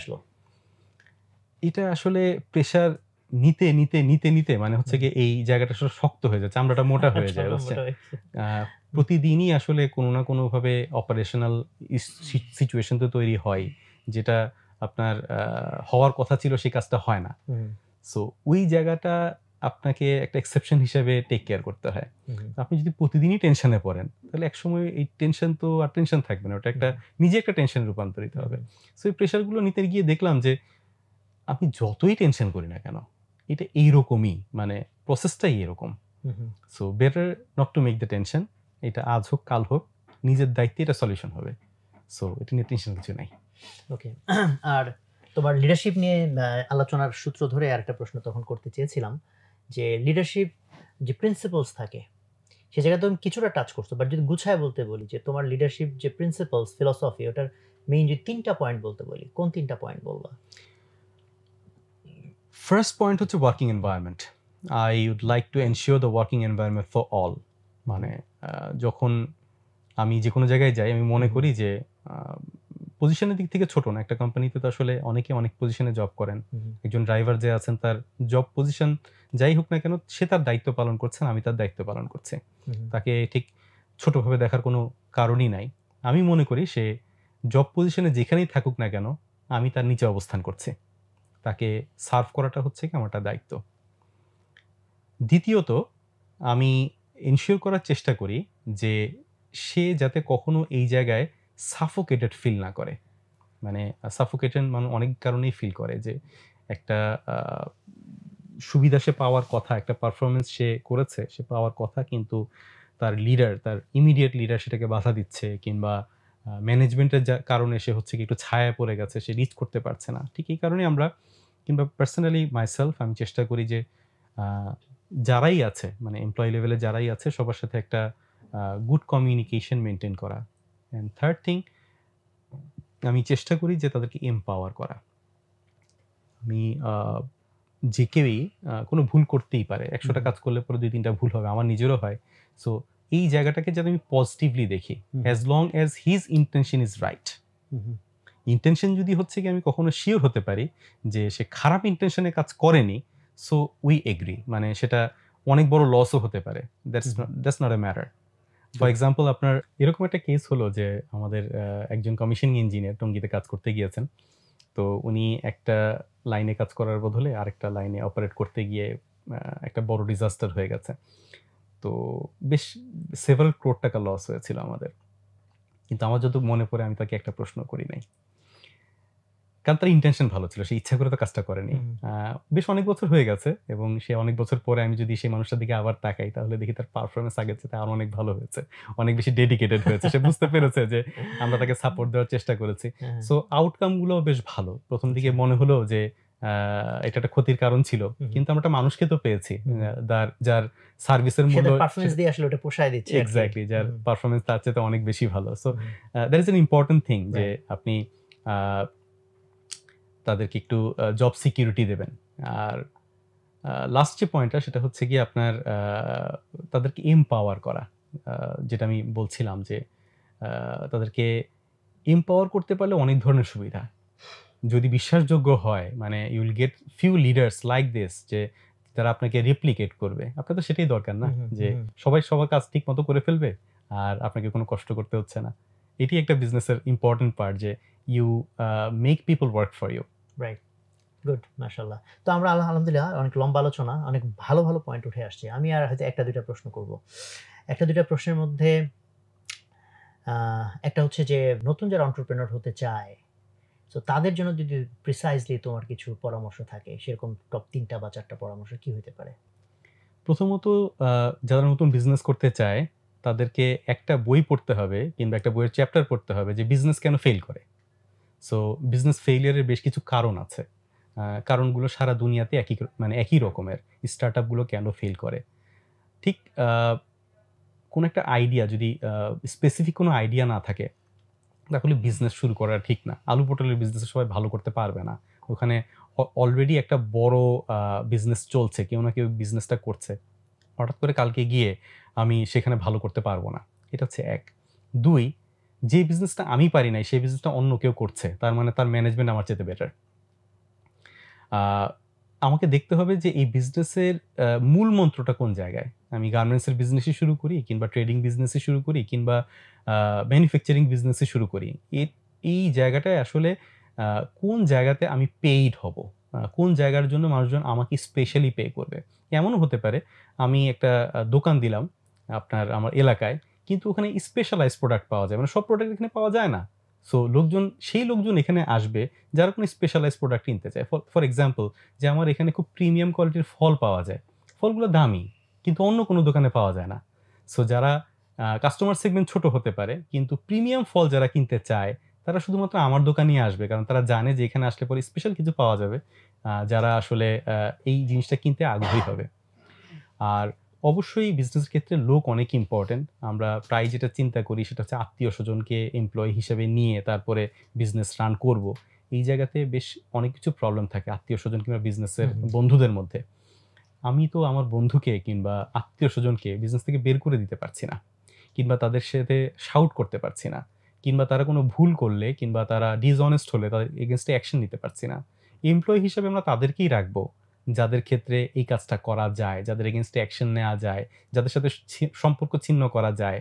সো মানুষজনের ক্ষেত্রে এই জায়গাটাকে অবশ্যই ঠিক রাখতে হবে, রাইট পার্সনদের সাথে কাজ করতে হবে। লিডারশিপ ক্যাপাবিলিটি যাদের বেশি তাদের সাথেই হচ্ছে বন্ধুত্ব করতে হবে কাজের ক্ষেত্রে। এতে নিজের লিডারশিপ ক্যাপাবিলিটিও ভালো হবে। একটা থিওরি আছে, আমার আশেপাশের লোকজন লিডারশিপ ক্যাপাবিলিটি যত বেশি হবে, আমার লিডারশিপ ক্যাপাবিলিটি তত বাড়বে, অ্যান্ড ভাইস ভার্সা। যদি তাদের লিডারশিপ ক্যাপাবিলিটি খুব খারাপ হয়, ইন দ্যাট কেসে আমার লিডারশিপ ক্যাপাবিলিটি নিয়েও একসময় আমাকে শঙ্কায় পড়তে হবে। সো ওই জায়গাতেও আমাদের একটা ইম্পর্টেন্ট জায়গা সিলেক্ট করতে হবে যে যাদের সাথে আমি কাজ করছি, তার মানে হচ্ছে গিয়ে আমার কোম্পানির মেম্বাররা, তাদের লিডারশিপ ক্যাপাবিলিটিকে ডেভেলপ করা যায় কিভাবে, কিংবা রিক্রুটমেন্টের সময় তাদের লিডারশিপটা কেমন ছিল। লাস্ট হচ্ছে আমরা চেষ্টা করব যাতে একটা বিজনেসে কাস্টমারকে শেপিং করা যায় সেই পজিশনে নিজেদেরকে আনার জন্য। যে কাস্টমার তো সিলেকশন আছেই, স্মল কাস্টমার সেগমেন্টে আসলে প্রফিটেবিলিটি বেশি হয়। যদি আমরা স্পেসিফাই করতে পারি যে ঠিক এই স্পেসিফিক কাস্টমারের জন্য আমি এই রিকোয়ারমেন্টটাকে ফিল আপ করতে পারছি। আইফোন কিন্তু সবার জন্য না, আইফোন একটা specific group of people use করে, কিন্তু এই স্পেসিফিক গ্রুপটা তাই এই প্রোডাক্টগুলোকে এতটাই পছন্দ করে, iPhone is one of the largest company in the world. So বিজনেসের ক্ষেত্রে অবশ্যই ইউএসপিটাকে বোঝা খুব জরুরি। ওকে, না থ্যাংক ইউ, খুবই মূল্যবান পরামর্শ। সো তাহলে শেষ প্রশ্নটাই করি। শেষ প্রশ্নটা হচ্ছে যে আলহামদুলিল্লাহ এই অল্প সময়ের জার্নি, কারণ 12-13 বছর তো অনেক না, সেই সময়ের মধ্যে তুমি আলহামদুলিল্লাহ অনেক রকম সাকসেস পেয়েছো। সো লুকিং ফরওয়ার্ড, ধরো তোমার বয়স 70-75 বা এখন মানে শেষ বয়স চলে আসছে, বা ডেথ বেথ সিনারিও বলতে পারো, তখন তুমি চিন্তা করছো কিনা যে তখন কি অ্যাচিভড হইলে মনে করবা যে এই লাইফটা মিনিংফুল ছিল? খুবই সুন্দর প্রশ্ন। Actually thinking from the end is a very important part of it. দুই ধরনের উদ্দেশ্য নিয়ে আমি আসলে কাজ করি যাতে একটা সময় গিয়ে সেটা অ্যাচিভ করা পসিবল হয়। প্রথম কথা হচ্ছে যে আপনার রিভেরি এস্টাবলিশমেন্টের একটা মূল কারণ ছিল দেশে কন্ট্রিবিউট করা।